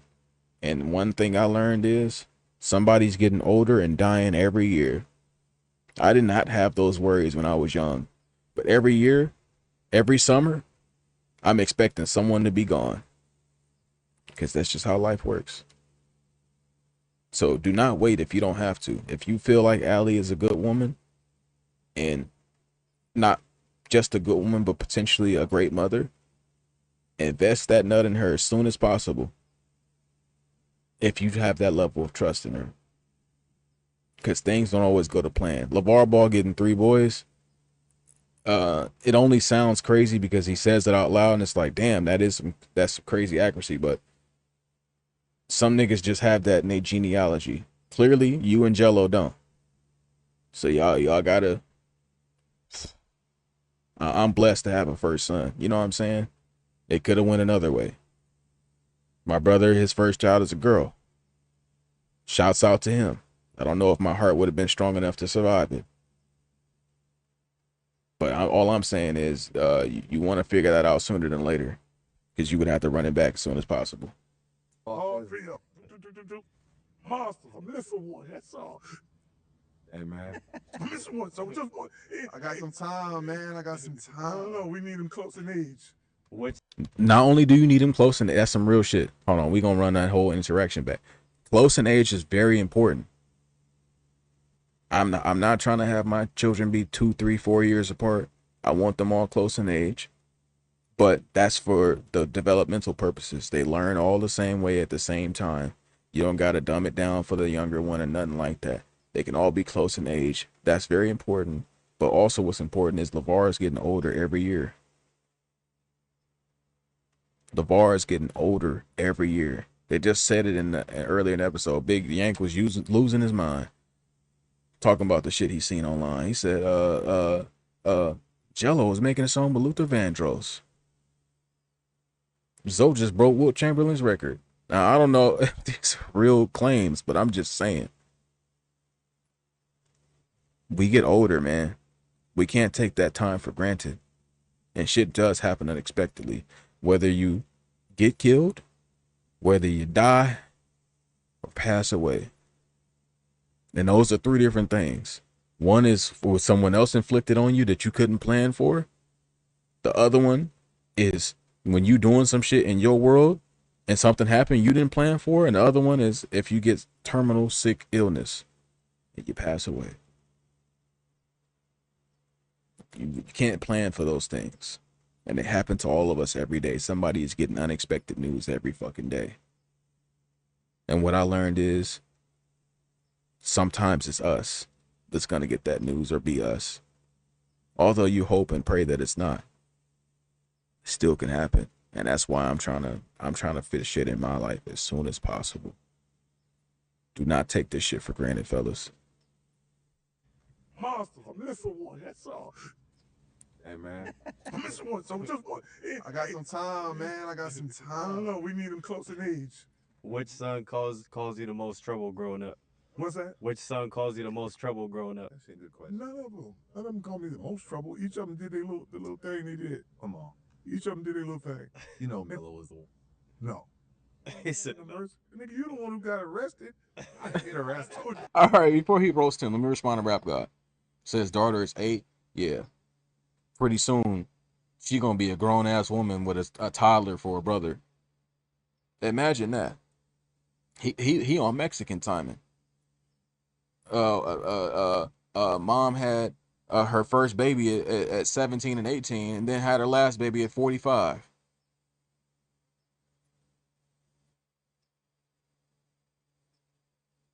Said, I want to have children before my father leaves Earth. Yeah, that's one of the greatest gifts. I was trying to have my son before my grandfather passed away. I wasn't able to meet that deadline for reasons I've talked about on stream. We won't talk about it in this stream, but I am happy to see the way that my son is able to light up the room with his grandparents and cousins or even aunties and uncles. It's truly a blessing, especially if he wasn't an accident and you actually love your offspring. Most people are accidents, so that's why they don't have that impact on others. Because nigga, your parents didn't want you anyway. They just kind of taking care of you because they don't believe in killing babies and they're here now. My son wasn't that. 100% intentional, and he looks like it. Beautiful baby, tall. It is what it is. No. He said, Nigga, you the one who got arrested. I didn't get arrested. I told you. I See, didn't get arrested. Come home. Police talk about, hey, this is all you gotta. Hey, down here in Denny.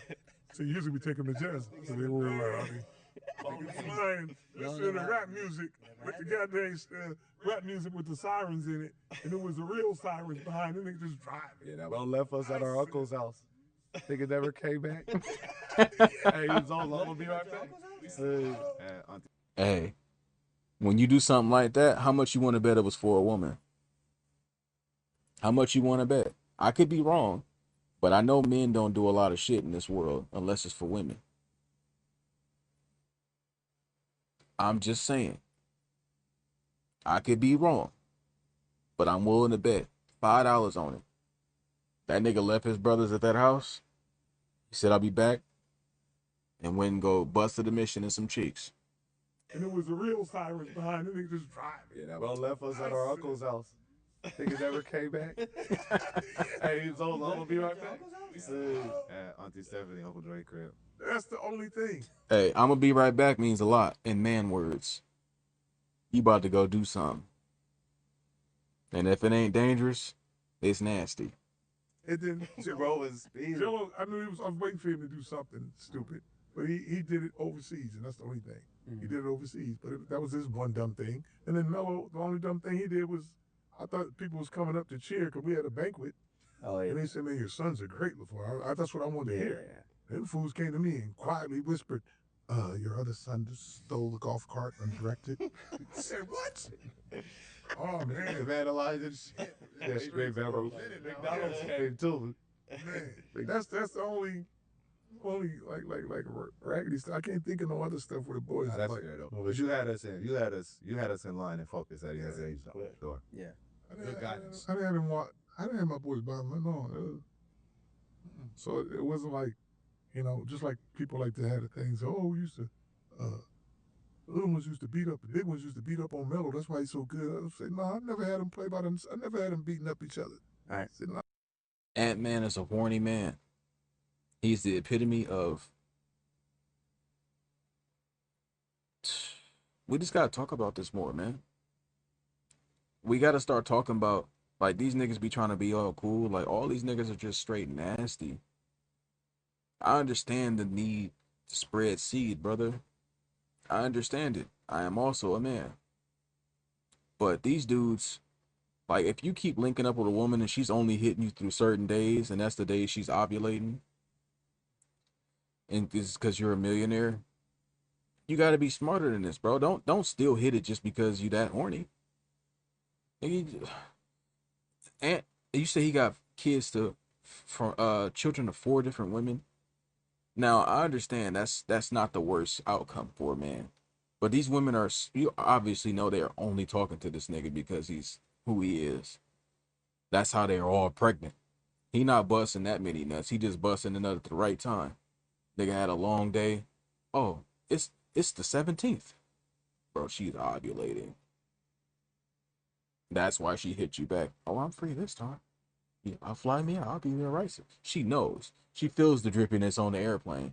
She can't wait to get to this nigga and beg for a cream pie and take a test 2 weeks later and read that it's A positive and start eating nothing but fruits and vegetables and taking folic acid.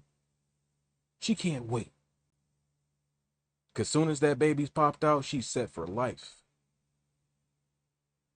You got to understand that. But to be so horny that you understand that and don't care is crazy.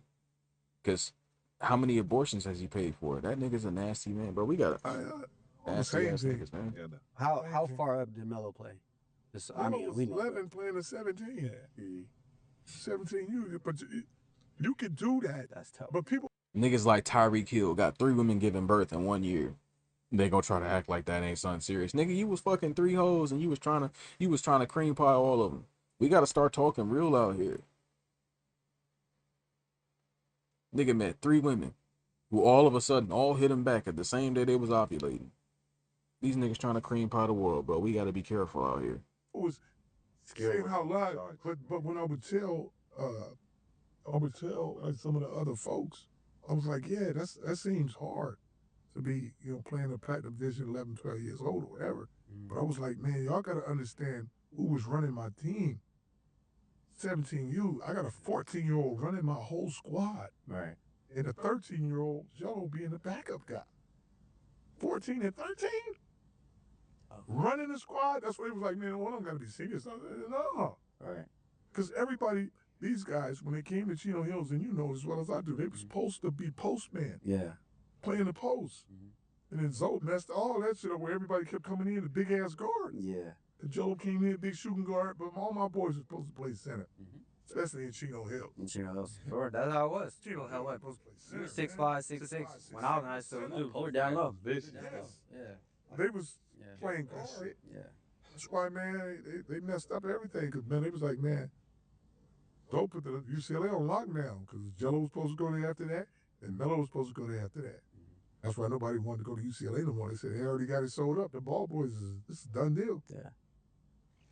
So them 3 in high school versus you and 2 of your brothers in your prime in high school, isn't it? We would bully the hell out of them. We would bully the hell out of them. I'm gonna say this real quick, not to pause it too much in this situation.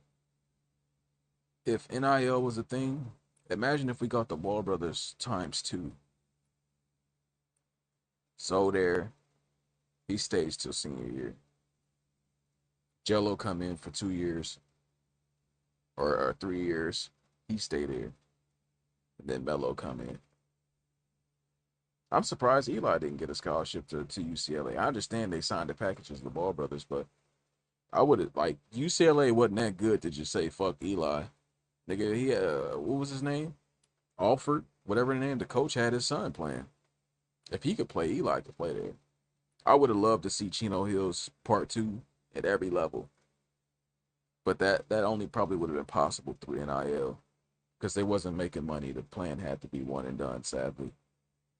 Couldn't get around us. I'm saying y'all could shoot good. They already said they do 2s and 3s, but they couldn't. We play D on them. We're going to lock them up. They're not going nowhere. Getting locked up, G? They can shoot all hell of these. Nigga, I'm having them for Tearing their ass. They're not going to make it to half. Are there referees? Yeah, that's another question up there. Are we just getting grabbed? Just throw this out.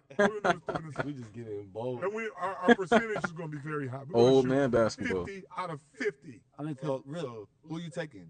Yeah, who you guarding? Pick. Who you gonna pick? Shit, Ren and Dre. Ren and Dre.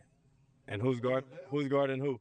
Over Val. Yeah, Ren and Dre. Ren and Dre. But you talking about when they're younger? Yeah, prime. Yeah. Ren and Dre. Ren and Dre. Yeah. Dre jumping out the Dre gym. is flying. And you not. Ren got a he's clip. being up. Yeah, Ren got a clip. And Ren got a Dre clip. got And he better on defense. Yeah, he better on defense. Yeah. He better on defense. But who would Melo guard? Yeah. He guarding now. You guys are just double.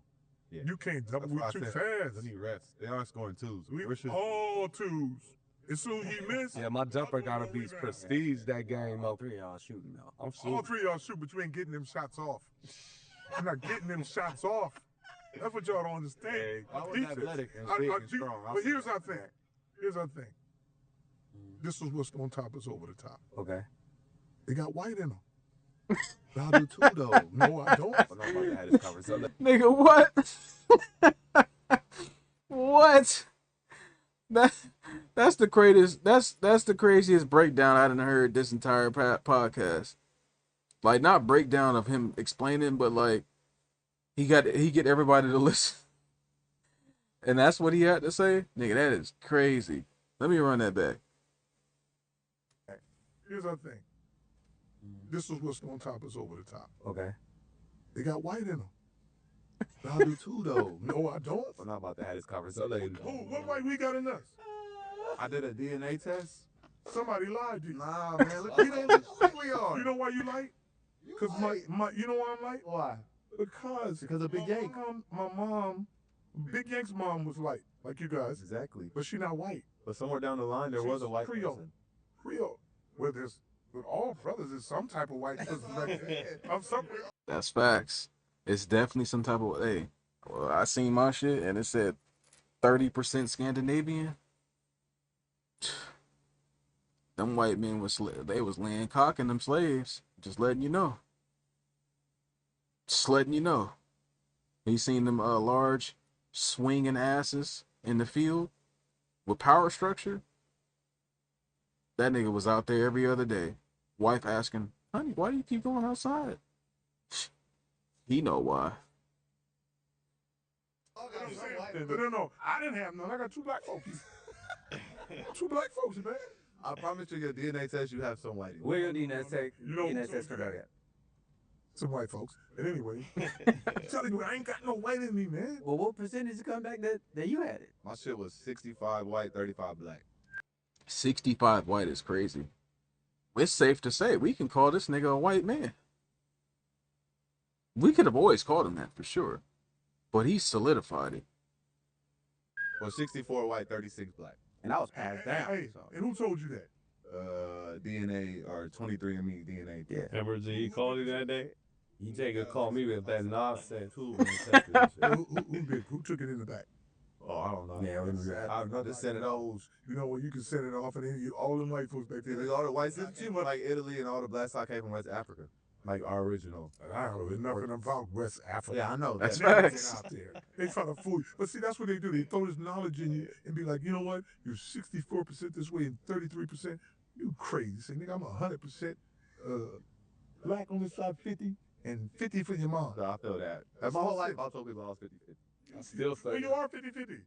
Half of her and half of me. That's fair. Yes. For sure. And y'all not going to be dark because most of my family is all light anyway. We're not like Demo. And Demo ain't like Tommy. Tommy might be 99. No, he a 12:15. Hey, that's the nigga that I think was if I'm not mistaken, the dude that was following Jello around reporting, that was a black ass nigga, and I think we caught that out on the Jello stream. I haven't seen that. I did a reaction to the Jello vlogs. I think I don't know his name. I can't remember, but it might be that black ass nigga, and that's why he getting roasted right now. Be dark because most of my family is all light anyway. We're not like Demo. And Demo ain't like Tommy. Tommy might be 99. No, he a 12:15. Shoot. You get like that? But no. We would have bullied them black style like that. LA, a little more dangerous. All right, real quick, we got to shout out our sponsor, Squarespace, for supporting the pod. So basically, Squarespace is the move. You're trying to build something online. Like if you got a brand, business, or idea, it gives you sound everything you crazy. need to put together the right way. Yeah, it's like you get a website, your domain. Why they got Alien Zone on there, Robot Zone? Zone. You don't got to be a tech person to figure that out. Wish I had this when I was first trying to get my stuff up here. And for somebody who's offering a service like training, consulting, events, whatever, you set up your whole operation through Squarespace. Scheduling, invoices, payments, everything. Nigga, am I tripping? Do they got AI Zo? The fuck? Nobody got an excuse to be on some unprofessional stuff anymore. You can look like a whole company from day one. They also have the analytics built in, so you can actually see what's moving, traffic, revenue, or people are coming from. That's real business right there. All right, go to squarespace.com/ballbros to start your free trial. And when Sora AI Alonzo? use the code BALLBROS, you'll save 10%. We use it, so you already know it's the move. And actually live with you for a little bit. Yeah, hell yeah, he had to go. I'll tell you what the worst thing happened. He didn't want to do nothing. You know what? We corrupted that boy. Because before he came with us, he had a little job at Mimi's Cafe. He was going to school. He done dropped all that shit. No, I was still working. I was still working. He don't do no job. I was no still work, working. No, nothing. I'm just like, man, we corrupted him, man. I told him, that's man, you can stay in a little house, no rent, no nothing. All you gotta do is pick up the dog shit. That nigga left. He never came back. Who would tell him, hey, when Jello get in that house? As soon as he got it, nigga, I'm gone. I said, man, can you come back and help out a little bit? No. Got me a good spot. And then when I got ready to choke him down, nigga left that spot. I got another spot. Bronson bought a house in L.A. So he said, man, I'm out there now. This nigga sure move around a lot for a nigga with no money. He can get around, boy. He a survivor, I'll tell you that. He's a Hey, yeah, it's that. it's, the, it's that former LAVAR ball we need. We like that. We like this, bro. I'm about to tear up because I can relate. I wouldn't be afraid to pick up no dog dookie though. Like if that's your only thing, niggas just asking you to. Niggas is only asking you to pick up the dog shit here and there, bro. You can. It is a little dog right there. Just, just get the little dog back. Pick up some dookie on occasion, bro. You can live rent free, food, all that, bro. Come on, man. But hey, let me. I'm sorry. I gotta run that back. That's funny, and I'm gonna laugh just like I laughed the first time.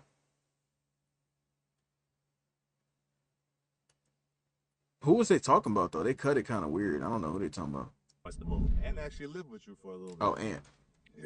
yeah, hell yeah, he had to go. I tell you what, he didn't want to do nothing.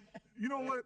We corrupted that boy. Because before, I'm not trying to say I didn't know he was talking about Ant. What I'm saying is I needed to know how it's like.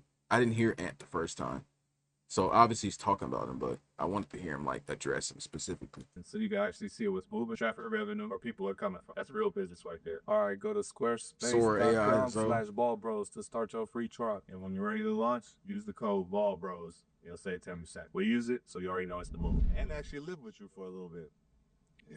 hell yeah, he had to go. I tell you what, he didn't want to do nothing. You know what? We corrupted that boy. Because before he came with us, he had a little job at Mimi's Cafe. He was going to school.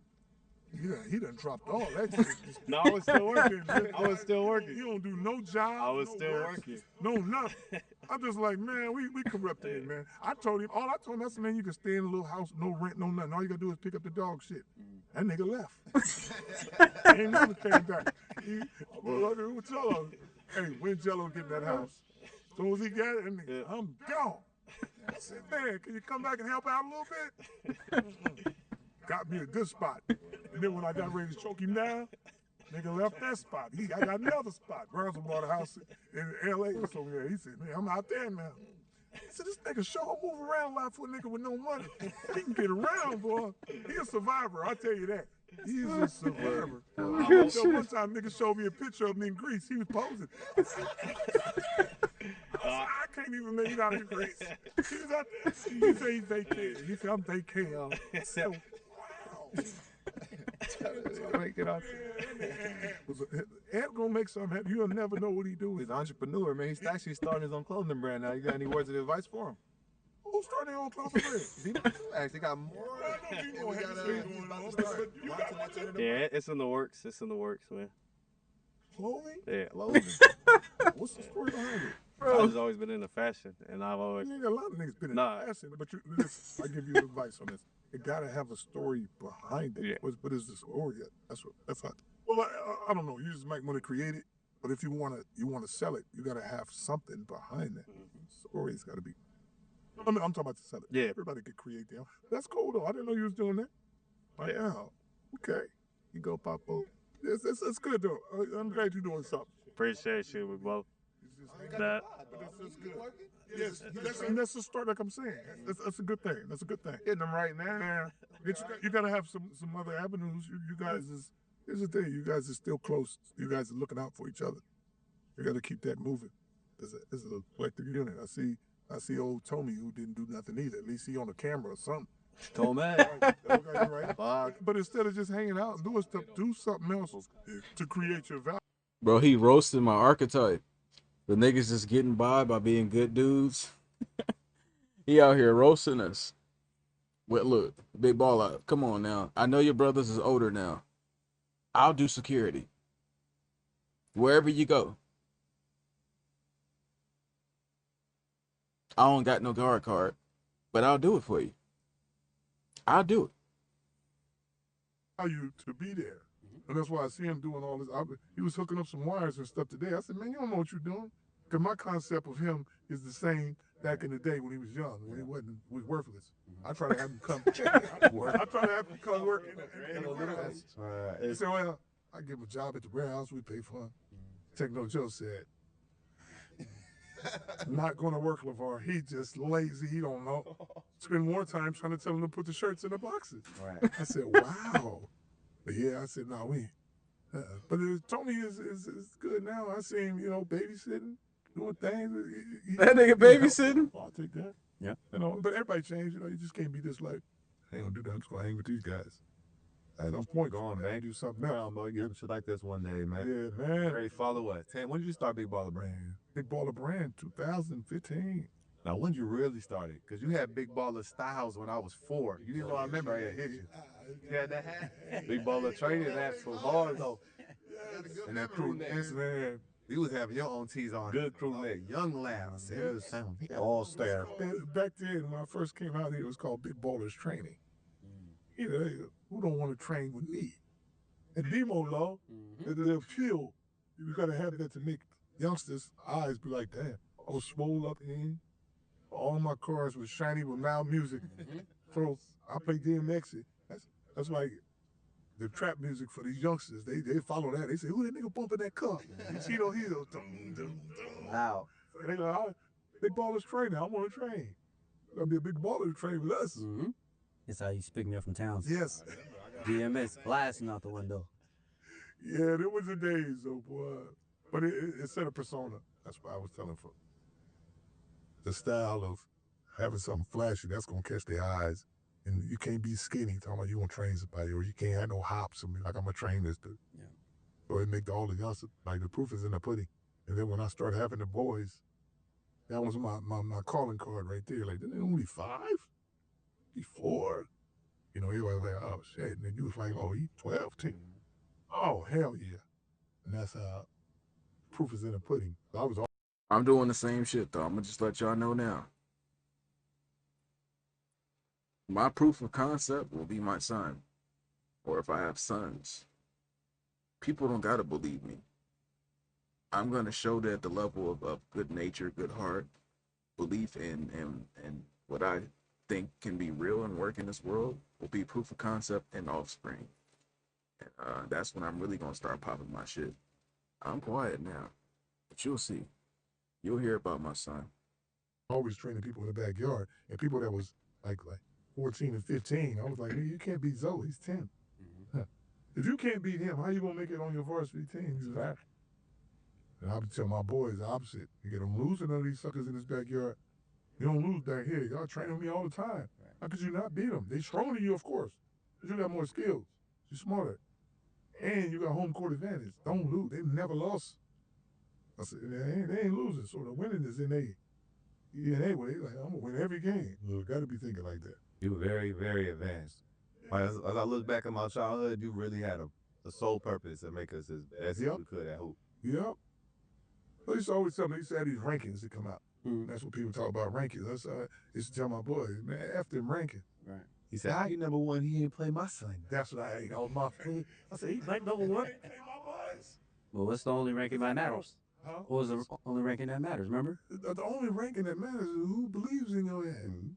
The ranking could be that right there. It's like, man, the numbers and the rankings and all that, this shit don't mean nothing. It's just like when Lonzo got cut from the first team, that USA team. Gave him all the stuff, and I said, y'all got, they had a dude named DeVerl. DeVerl is crazy. All up, dark-skinned brother. Oh, you I said, well, I would be killing him. Y'all kept him. Other guy, you look back and see where any of those suckers are at now. You like, let's Zoe get to the lead. You colder than all y'all. Colder, Tyler Dorsey's and all them suckers doing all that AAU stuff. Like, nah, my boys going right past all these suckers with these high-ass rankings. They was ranked galore. Yeah. Like I was telling Jello, I said, man, don't worry about no damn ranking. Oh, lighting that tail up, man. I was never ranked like that. He was never ranked. And a lot of people looked at Jello a little different. I was like, man, if you want to beat us, take Jello out the mix. Y'all can beat us. He in the mix, he that middle piece to keep us going, scoring all the points. Right. That nigga's a guaranteed 30. That's what people were trying to they always trying to exclude Jello. He's a guaranteed 30. From the quality of shots, volume of shots, if he can't get it outside, he backing you down, getting it inside. Or he gonna get points in transition. That's the LeBron strat. LeBron James, I don't even look at as uberly talented, but he gonna get you 12 points on a fast break. He gonna get the other half, a few dunks, maybe 2 threes. Jello's the same type of guy. He gonna get 3 or 4 threes. What is that? 9 or 12 points. Then he gonna get another 12 from the fast break. He'll get a few more if he scores higher than 30 from the mid post. He got to step back in the mid range. He got a jump hook. He gets some buckets at the rim. Like, But that's why I tell guaranteed. people to this day. I said, man, who do you think made Zoe and Melo? This guy. Because Lonzo see all those windows on that long ass pass and Jello all them shots. So they so creative with that thing. Same with Melo when he was doing the JBA and all that stuff for me. If he was losing, I had to go get Jello. Jello allowed him to play his style. All right. His style. You give Zoe him. And then even when the year left and Jello played with Melo playing the point. Because Melo like to score that thing too. Mm-hmm. But he wasn't like Lonzo. Lonzo been his best running mate ever. And he always backed up Melo. That's why folks they don't see that part, but they're like, oh man, Jello, he could play with either one of them. Mm-hmm. Lonzo and Melo, and niggas might butt a little heads. And Lonzo gonna get mad and be like, okay, you gonna play like that then, do all the dribbling, all this? Yeah, you take the ball then. Then he gonna be like, no, yeah. Mm-hmm. We had a couple encounters. Yeah. But him and Joe cover that piece up for me, where they won't be tripping like that. You gotta put it in for them. Right. Them two crazy ones at the tee then. It's okay, but it ain't perfect. Right. They're gonna, because each one of them be like, man, I got this. I can do this. Yeah. It is what it is. Well, Big Baller, man, we appreciate you letting us in this wonderful store, man, and taking the time and, spend a couple hours with us, man. It's always nice catching up. Much love, Pops, man. You already know. Appreciate you, Big Baller, man. Like I said, it's a great time. I wish it was longer and wish it was shorter at the same time. You were the. We got some episodes. Maybe come in. You were the number 1 name in the comment section, man. They wanted to see you. Oh, that was it. Yeah. Yeah. Since week 1. So. Man, you guys, it's good. Well, yeah, we definitely got to have one more. Yeah. We got to get Melo. Yeah. Get a break. Oh, yeah. Maybe you call him, man, because he wants us to pay him to get him on. Maybe you can, do the father-son thing. Yeah, I have to do that. But that's all the folks in his head. You got the worst representation. Hey, I just knew the Melo roast was coming. He's the most critical of Melo. That's because Melo is the wildest. You got to always correct that wildness. It's just what it is. If I have a wild child, you got to be most critical of him. Why? Because that nigga going to do whatever. So you got to be hardest on them. The other two, they kind of, their decision-making process is different. So you don't have to always be overly critical of them. They get it. But hey, asking your brothers to pay you to come on a podcast is crazy. That nigga all about his money. And when your representation around you is raggedy, you start doing some other stuff. Because how do you have the best selling jersey, most marketable guy? You have no deal. You know what? I actually do have a LaMelo Charlotte jersey right here. I'm looking right at it. I got a LaMelo number 2 Charlotte jersey. It was on sale. Not buying the other one while it's 100+.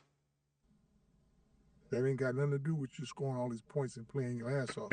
It's the people don't want to deal with your representation. Until he learned that, he's stuck right there. But he good, though. He learning. Well, you stuck with 200+, man, so you did pretty good, Big Baller. Right. Hey, money ain't everything. Yeah. I'm going to tell you something what's better than money. And I'll leave you all on this note. Peace of mind is worth more than anything. That G-Boy gets angry. Oh, man, you got him stripping like that. Don't let him bite me on the ass. Like this. Hey, it's a beautiful thing. Appreciate y'all, man. Appreciate you, man. Appreciate you, bro. All good. What you got for us today, man, on the ZO2 cents? Yes, sir. I'm prepared today. Y'all boys ready? Let's do it. Let's hear it. First scent of the day. Oh, man. Could you cuff a virgin? Yeah. Yes? Why not? Hey, Could you cuff a virgin? You see how quickly we answer, brother? Let's do it. Let's hear it. First scent of the day. Oh, man. Yes. right now. Hopefully they give the why, and then I'm gonna give my why. You said you can buy your son a Melo #1 jersey? Maybe. The baby jerseys cost a lot too. I was gonna get him a Klay Thompson one, but it sold out. But could you cuff a virgin? Yes. Why not? Could you cuff a virgin? Could you cuff a virgin? That's a question, bro. Blood down that question. I said you cuff a virgin. Absolutely. It's a blood virgin. Yes. What are the odds of that? Somebody has a little experience. It's like winning the lotto, I think. Yeah. These niggas out here talking. I like that, G. Hey, Hunch. G Huncho, I like that. Demo, I like that. Ant, you a little too quiet, but I like that. Zoe, you a nasty nigga that wants some crazy experience, but I understand. We not hating on you. But let me run that back. I like that. It's a question, bro. Blood down that question. I said you cuff a virgin. Absolutely. It's a blood virgin. Yeah. A blessing. What are the odds of that? Somebody has a little experience. It's like winning the lotto, I think. Yeah. Yes. I mean, yeah. Super rare. Yeah. Super rare. That's why I Supposed to say winning the lotto. These freaks. It's like winning the lotto. So that was easy question for y'all. Yeah, that's like, Yeah. All right. Yes. Teacher as you go. Extremely. Let me ask you. All right, and you can't say that out loud, although that's the facts. Teacher as you go, 100%. But people try to make that seem weird these days. A male and female relationship has always been in the form of teaching. Why?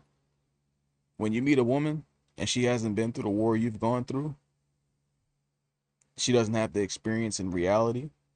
Doesn't matter her age. She's just not doing the shit you do. Women used to be raised to do domestic tasks within the house. Niggas was raised to do outward, what's the word opposite for domestic? They was raised to do tasks outside the house.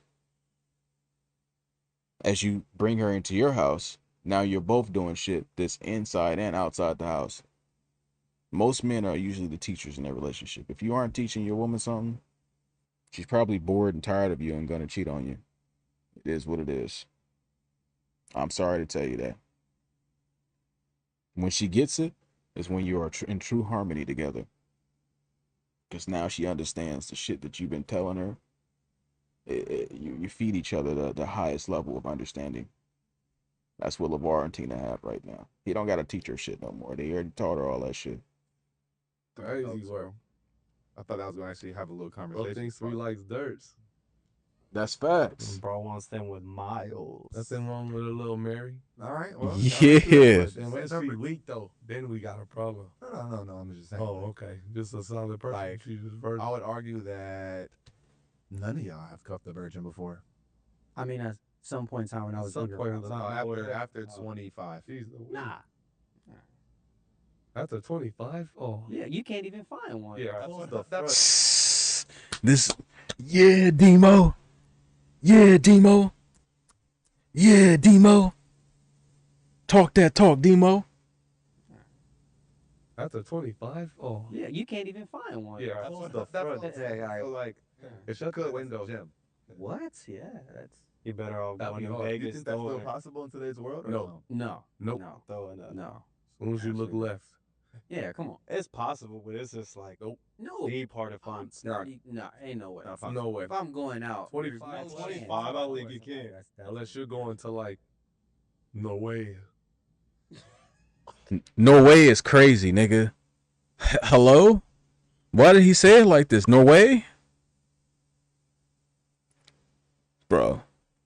Yeah, honestly, you do have to search in another country for that, though.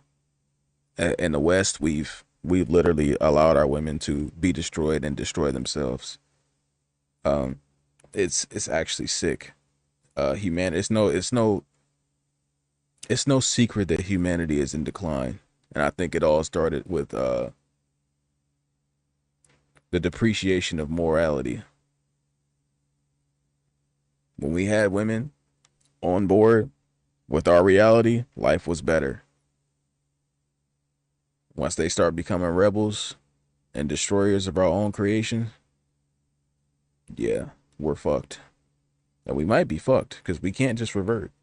I mean, we really could if we wanted to, but I'm saying, like, just it's too many men that get no ass that have to play into what women think and feel to get ass. So they lack a level of true, pure thinking. I used to be one of those men. Back when I was getting no ass, I was over there talking to the homies' girls, reporting back what he was doing, all types of shit. Straight sleaze bag, all at the hopes of getting a woman. Once you crack the code and you start experiencing women, you realize how corny that was. Because it ain't doing nothing but poison in the water. Because her discernment levels are not that high. She's still gonna fuck with him even if he's bad. Because, we ain't gonna get into it too deep right now. Just know, the West has fallen with the women. Like most societies in the history of time. Unless you're going to like Norway. Norway is crazy. Is that a place? I think you could win at 25. Somewhere out there. You think you could? Yeah. Switzerland. In LA at 25. In LA? No. See, now Fuck y'all no. getting technical. No. LA. Nope, she lied. Fuck no. At some point in time, I think. See, the Mormon thing is tricky because I have some homies that. And I know some Mormons that are lying. Bro said homies. I'm saying He's comedy, you know. That's tricky. They say that they soak. Have you heard of soak? Yeah, I heard it. So like, to me, I mean, hey, that shit counts. Bro, What's soaking. soak? Yeah, that's ridiculous. I know what that is. Why do I know what that is? I know a little something about a little something. That basically just means the meat is just sitting in the vagina. Erect. No strokes, no bust. That counts. 100%. Now let me see if what I know is what they know. yeah, I heard it. So like, to me, I mean, hey, that shit counts. Bro, What's soaking. soak? That's when you get in there and then he just soaks. You sit there. You they sit in it? Nigga, that's piping. yeah. Yeah, Jello. Hey, let me beat my chest again. Yeah, Jello. We gotta start calling this shit what it is. Nigga, how you full inches base to head in a vagina. We just soaked. Nigga, he didn't put as much of what he could produce as a man in his meat balloon in you. That he's already. That's fucking. Run that shit back. That shit is amazing. I like that. Let's talk about this. I mean, hey, that shit counts. Bro, What's soaking. soak? That's when you get in there and then he just soaks. You sit there. You they sit in it? Nigga, that's piping. Right. That's the business. Yeah. No, that's really not though. I guess I'll be pissed. All right. Second sin of the day. Can you over spoil your woman? Yes. Yeah. Hell yeah. Yeah. So she started being disrespectful. For sure. Over spoil? Over Yes. spoiled, no work. Just thinking you want something. Look at it. What's your opinion, Banks? Yeah, you could over spoil. I'm saying, is that cool though, or is not cool? Not with me, but like you gonna get taken In care of. But situations, over it's cool. spoiled is crazy. Certain situations you can over spoil them here or there. Birthdays. Yeah, Yeah, on some shit. birthdays, I'm Valentine's, saying, don't just wake up Christmas, every day thinking you getting anniversary. paid. Let me get some love too. That's 4 alone. Yeah, Jello. Valentine's, Yeah, let me birthday, get some love Christmas. too. Maybe one extra. So those are the days that you got to make sure she's good. Those are the for sure days. Might be feeling generous one extra day throughout So the you year. just take care of those on those days. Is that enough? No, you gotta take care of your good. No, every day to be taken care of If you for with it. sure. But like It depends what you talking about though. You talking about like How many Like- days you get taken care of out of the year though? me, With gifts and shit from your girl. Nothing. she actually got me these shoes. Actually, Okay. Oh, that's nice. okay. Mexican girls do buy shit for their men. Birthday. Birthday, Christmas, Valentine's. Okay. Yeah. What do you have to say about this conversation? That great. I mean, I don't. There are days you definitely have to. You got to show up. If you want to keep. Yeah, but like you know me, bro. Like I believe in equality. Shoes in the purse. Yeah. You know what I'm saying? Like I'm a put out, but I believe that you should be able to get something back. You want some return on your investment? Something, that's bro. fair, man. Like something. I'm No matter not what. asking for the world, and as men, we're very So simple. it's never gonna be 50-50 because this is, Nah, it's not 50 Yeah, yo, so what would you say the percentages should be in an equal, fair relationship? 70-30, maybe sometimes 80-20, depending on it. And your 20% that you putting in gotta be care, it's tendernism. Like, look, 70-30 is great. Yeah. But think about it, right? Yeah, Jello. A meal. Tendernism. You know what I'm saying? Like you cooking every now and then. Wash everything. You know what I'm saying? My clothes starting to pile up a little bit. You just, without me having to just do a quick house clean off the muscle like that. I really don't need nothing else. You to buy me. This is simple. All that, then yeah. But if you're doing, like for example, if I'm putting all this stuff into you, that shit goes a long and you way. complain about cleaning the house, I'm the I think that's tendernism. crazy. Yeah. Like if I'm buying all this stuff and paying for everything, and you complain about cleaning the house, then that's where I'm just like, all right, this don't make no sense. Now you overspoiled. Now you got shit completely fucked up. Right. In my eyes, like I shouldn't even have to ask. Yeah, Demo. Just think about it. When What you say? You getting punked? I shouldn't even have to ask. I shouldn't even have to tell get you. punked. Just think about it. When for the rent. When those days, exactly. You not ask for the rent. When those days is coming up, Right. You already know that. I know he gonna have to show up. Right. So you mean to tell me my clothes is piled up and I gotta ask for you to wash it? Crazy work. I agree. That's crazy work. I'm washing though too sometimes, so I expect my shit to get washed. You see it laying. Yeah, we all got maids. For real. We all got maids. You gonna do it or somebody else gonna do it? I ain't doing it. I'm throwing a load. All right, Demo, you tripping? Hey, Demo, you tripping? I ain't doing it. It's crazy. Nigga, at some point you can wash your own clothes. But this is a washing machine. We ain't going outside rubbing that shit down with a brick on a little tilted water board. We ain't doing that. Nigga, you can pick your shit up, throw it in the washer. You might not fold them, but you can clean them. That's a workaholic or spoiled. Or a girl that's spoiled. Give me a worker. Can you have a little bit of both? Yeah, like, is there like a middle Can it ground? balance though?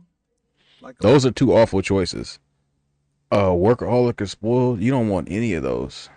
a workaholic that's solid. What y'all think? Would you rather be with a girl? I don't need a workaholic though. I just need tidies. Tidies. I'm going off looks first. Yeah, that shit's carrying. That's carrying though, for real. Looks is about 80% of that. That's an ugly nigga problem. When you go off looks only. Zoe not even ugly enough to be thinking like that. You know what I'm saying? Like, looks matter, but you really gotta find the quality of that character. He got really lucky with Allie if he going off looks only though. That is an attractive woman. If she's really good to him, I'm proud for him. But just going off looks first, like, looks first ain't like I'm gonna fuck with her off looks first. Like, maybe the fuck, sure. But we talking about like a woman that you have in your house and in your space. Like looks don't get you in the door. It gets you in the bed, which is in the door, but it's a straight path. There's no deviation. It's like playing a map in a game. You can't go out of bounds. It's a straight rose petals on the floor, left and right, leading all to two areas. You can enter the bathroom and you can enter the bedroom, and then you enter or you exit the house. No other way. That's what looks can do for you. Unless you just an ugly, desperate nigga. That's why I say Zoe ain't even ugly enough to be on that type timing. So let's see how they extrapolate. If not, I'm gonna pick back up on that point. Yeah, that shit's carrying. That's carrying though, for real. Looks is about 80% of that. So if she look good, she ain't gotta do shit. All right, Jello, you're not even an ugly enough nigga to be thinking like that. Come on now. 80%? Come on now. 80% for fucking yes. But like a woman you have around you? Come on, brother. Come on now. Like LAVAR Ball said before he left, peace. He with these pretty women that's chaotic and causing stress. Talking about she want him to die. That's what going off looks 80% would do to you. Got a nigga just run out the house. Crying. Saying I need this bitch gone. That's what looks to do to you. Come on now. I look good enough. You might do less. I don't think so. What do y'all do? You don't have to do shit. Yeah, I don't and agree with this. and hold on. He a Latino, so he from a culture that good looking women kind of don't matter, but they will take. Let's see, Ant. I hope he say something. I'm hoping he say something because that shit should not be that important for a woman you have in your space like that consistently. That's for strictly fun time, friends with benefits. But for like relationship and love, bro, looks cannot be 80%. Do less. I don't think so. What do y'all do? You don't have to do shit. I would agree with this. Somebody I'll fuck with and just offer the Hold on, shit. let Ant say something. It's better shit like you're saying. Okay. But if you look good enough, conversation. Yeah. Okay. So like y'all are 50. All right, bro. Conversations. I mean, I'm not necessarily looking to converse with a woman about a bunch of topics in reality unless she gets it. But you don't want somebody who's just completely like retarded. Like they just can't pick up on what you putting down just because they're cute. There's too many mildly to attractive women on planet Earth to be saying that, yeah, conversation don't really matter if she's cute enough. Nigga, it don't matter if we going straight from entering the house to the bedroom, to the bathroom, to the bedroom, and back out the house. When you doing just that little candy cane angle in the house, sure. But we talking about like on some real like trying to build something. 50 It's type not, of it's guy. not gonna work. You're not 50-50. I'm a 100-0 type of guy. 100 to 0. But I do appreciate I'm that. not a He's 50 different. I'm not 50-50s. That's terrible. You're not 50-50. That's terrible. So I'm thinking like more like you, like 80-20, 70-30 some days. But nothing 70-30. 100-0 is crazy. No, I'm paying for everything pretty Right. much. But looking for shit, bro. But I need care though. Like damn. Like whoever's with me, I'm taking care of off the rip. Yeah, you're gonna be good. Okay. And But like I care of said, you. like Right. you know, couple meals. You know what I'm saying? Right. That's it. The laundry, the dishes, and shit like that. Like, That's it. Being taken care of should go both ways. Like no worries type. That's it. But like show the love on that. Someone who's leaving the Talk to these niggas, Ant. I'm cool with you working, but like, no, not always. You said you can't say you can't even say the R word on here anymore. I will. Niggas is retarded. But I will say R word sometimes. But yeah, some words you do gotta censor, sadly. it's not a force. If you mind, I want to see you though. You know, See you. So what if Yeah, that's why he take everything. He'd quit your job, ass nigga. Quit your job, just go to the gym and ride this dick type shit. That's how this nigga get down. girl just chose like I just want to work. That's just what I'm. What is she, a doctor? then you gotta like. Then I'm I'm not- eating off of something. Like that money is us now. The same way my shit is ours. If you got bread, then Right. we sharing that shit too. Okay. Then that's fine. You can work as much as you want if that's the case. Yeah, if your work's eating like Take the that, shot. that's tough. Right. You can go work. But if you like a nurse and you just gone all the time, Yeah, if you're working and I'm just not seeing you like that, And are you doing good? I heard a lot of Like, things come about on. nurses actually. I don't know. Yeah. I said that nurses are probably like one of the worst cheaters out there. Yeah, I wouldn't date a nurse. What do you think? Is I the didn't worst say profession that. to Nurses, come, if actually? I'm The worst ever in that profession to come? Like Zio Room. 6 cents. Professional a athletes. dancer. You think so? Or- For women? Oh, for women. Oh, for women. Oh. Throwing us all down the boat. No, Like I was just saying, like, gotta be up there. The worst. What'd he say? He said, "What's the worst?" professional athletes are the worst diggers. A porn star, or prostitute. one of the worst girls. What are the worst Come on, girls? bro. I'm telling you, Wait, what did he say? a porn star, prostitute. No, what y'all smack your lips for? These They're getting mad. Like, they're out here getting cuffed. Like Hey, love is love. getting cuffed. Love is love, man. married. They're getting. I didn't mad. say Ants over here funding them. who. Hey, bro, what is wrong with this dude? Yo. Hey, I guess Ant has to take the blows, man. I don't know. LAVAR Ball was roasting that nigga. Lonzo roast him all the time. Jello rarely roast Ant. Demo rarely roasts. But to say this nigga is funding the prostitutes is crazy, bro. That is fucking insane. But all the dudes just really like, if you found in your heart to look past this woman being sexually inclined to taste and try every cock, good on you. You are doing the world a favor by taking her off the streets. But it could never be me. Nothing wrong. Hey, Could you marry a girl or date a girl that's a streamer? streamer. Streamer. Jeez, that's Got a good silent. question. And I couldn't. To be I honest, just don't want to be on live camera all That's what I'm day. saying, all day stream. Yeah. Like, am I streaming with her? I gotta be could- cautious what's She's going just a on. famous streamer. She's just. But a do I streamer. have to could. get up and You could? tap in? I could. I guess you can tap in whenever you want. Yeah, I'll tap But in. are we just getting watched the whole time type? Like, do I become part of the stream? I don't know. That's a big question. You wouldn't mind. Yeah, if you put your hours aside, you're gonna do what you're gonna do. Then, yeah, that's cool. Streamer. She's a very. She has Yeah. hella Oh, yeah. fans. I mean, she Yeah, brings it's in hella famous. cheese. Yeah, Actually, let me get a job application. Okay. yeah, I'll pop in. yeah. He loves the cam I don't all love day. it, but like to me, that's a very easy job. Not even a job, really. Respect. Actually, let me not disrespect it. You're on stream all day, Demo? No. I do support the streamers though. Yeah. Because I think that's a dope hustle. But yeah. I don't think it's as easy as we're saying. That's why I said I don't want to It say is- that because they be doing a Yeah. they got a plan a lot. fuck with Kai like Right. that was set up Real like, situation. That's Yeah. that's a different type of life. I don't know if I'm down for that. But if my girl's a streamer, Right. and she just isn't talking to the camera, And I could just tap in. I wouldn't mind it actually. I wouldn't mind that. Okay. But no, she's at the crib, just in front of Nah, they got IRLs now. You walking around, everything streamed. the The backpack. She don't stream. Higher, but off it.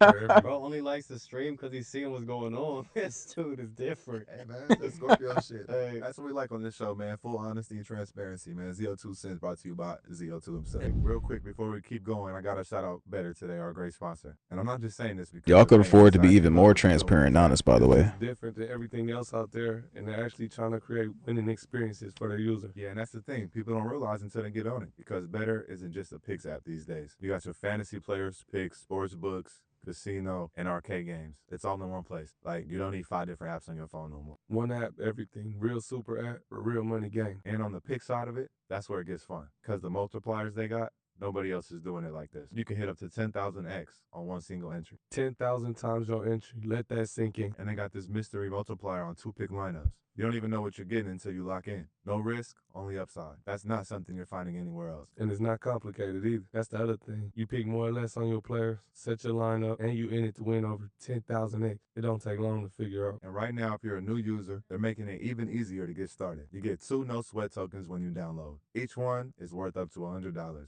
So if your first lineup loses, you get that money back in better bucks. Up to $200 total, just for being new. So that's really no reason not to try it. You either win or try again on Better. Download Better, BETR, App Store or Google Play. Go get them tokens and use code BALL. No sweat. All right, back to that's a wrap for today.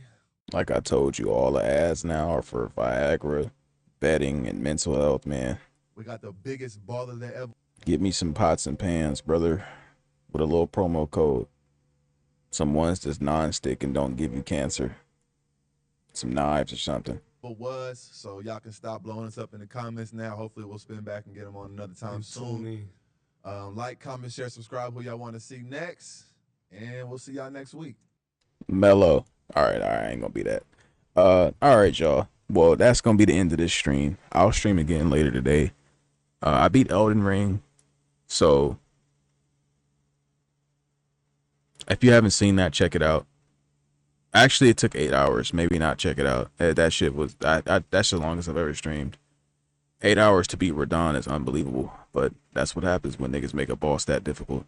I've never played a game that made anything that difficult. That shit was unbelievable. We look forward to seeing DNA play. Maybe we'll stream him streaming. And then what else? Oh, I might stream Marvel Rivals, so tap in for that. If I'm winning, I'll stream it. If not, we'll probably play Neo or I downloaded something called Gigabash, something like that. It's some type of kaiju monster fighter game. Might get a bit of Gran Turismo. We might cycle through about 5 or 6 games today. Maybe 6 is pushing it. Maybe 5, depending. But that's gonna be the end for this. We'll catch up to the next episode. It's gonna be with Fred Van Vliet. I'm going backwards before I go forward because I missed that episode. So we'll do that reaction tomorrow. And then we'll do a reaction to the LAVAR Ball from his own podcast. We'll get a reaction to that one the day after. Well, it depends. If my son is here, I won't be streaming. But if he's not here, I'll be streaming. So that'll be the schedule. And then what else? Actually, I think that's about it for now. I might stream something from my laptop, like a game, maybe. Maybe if I play with Zion. For those who don't know who Zion is, he's the best Smash Melee player on planet Earth. And we about to clean up his persona and his energy, and we about to get him back in the world at the highest level, because that's what he deserves and that's what he is as a man. And I believe that as he grows and becomes better in his heart and his spirit, that he deserves a chance to showcase his talents at the highest level and to be recognized for the hard work he's put in. All right, then. We finna get up out of here. Peace.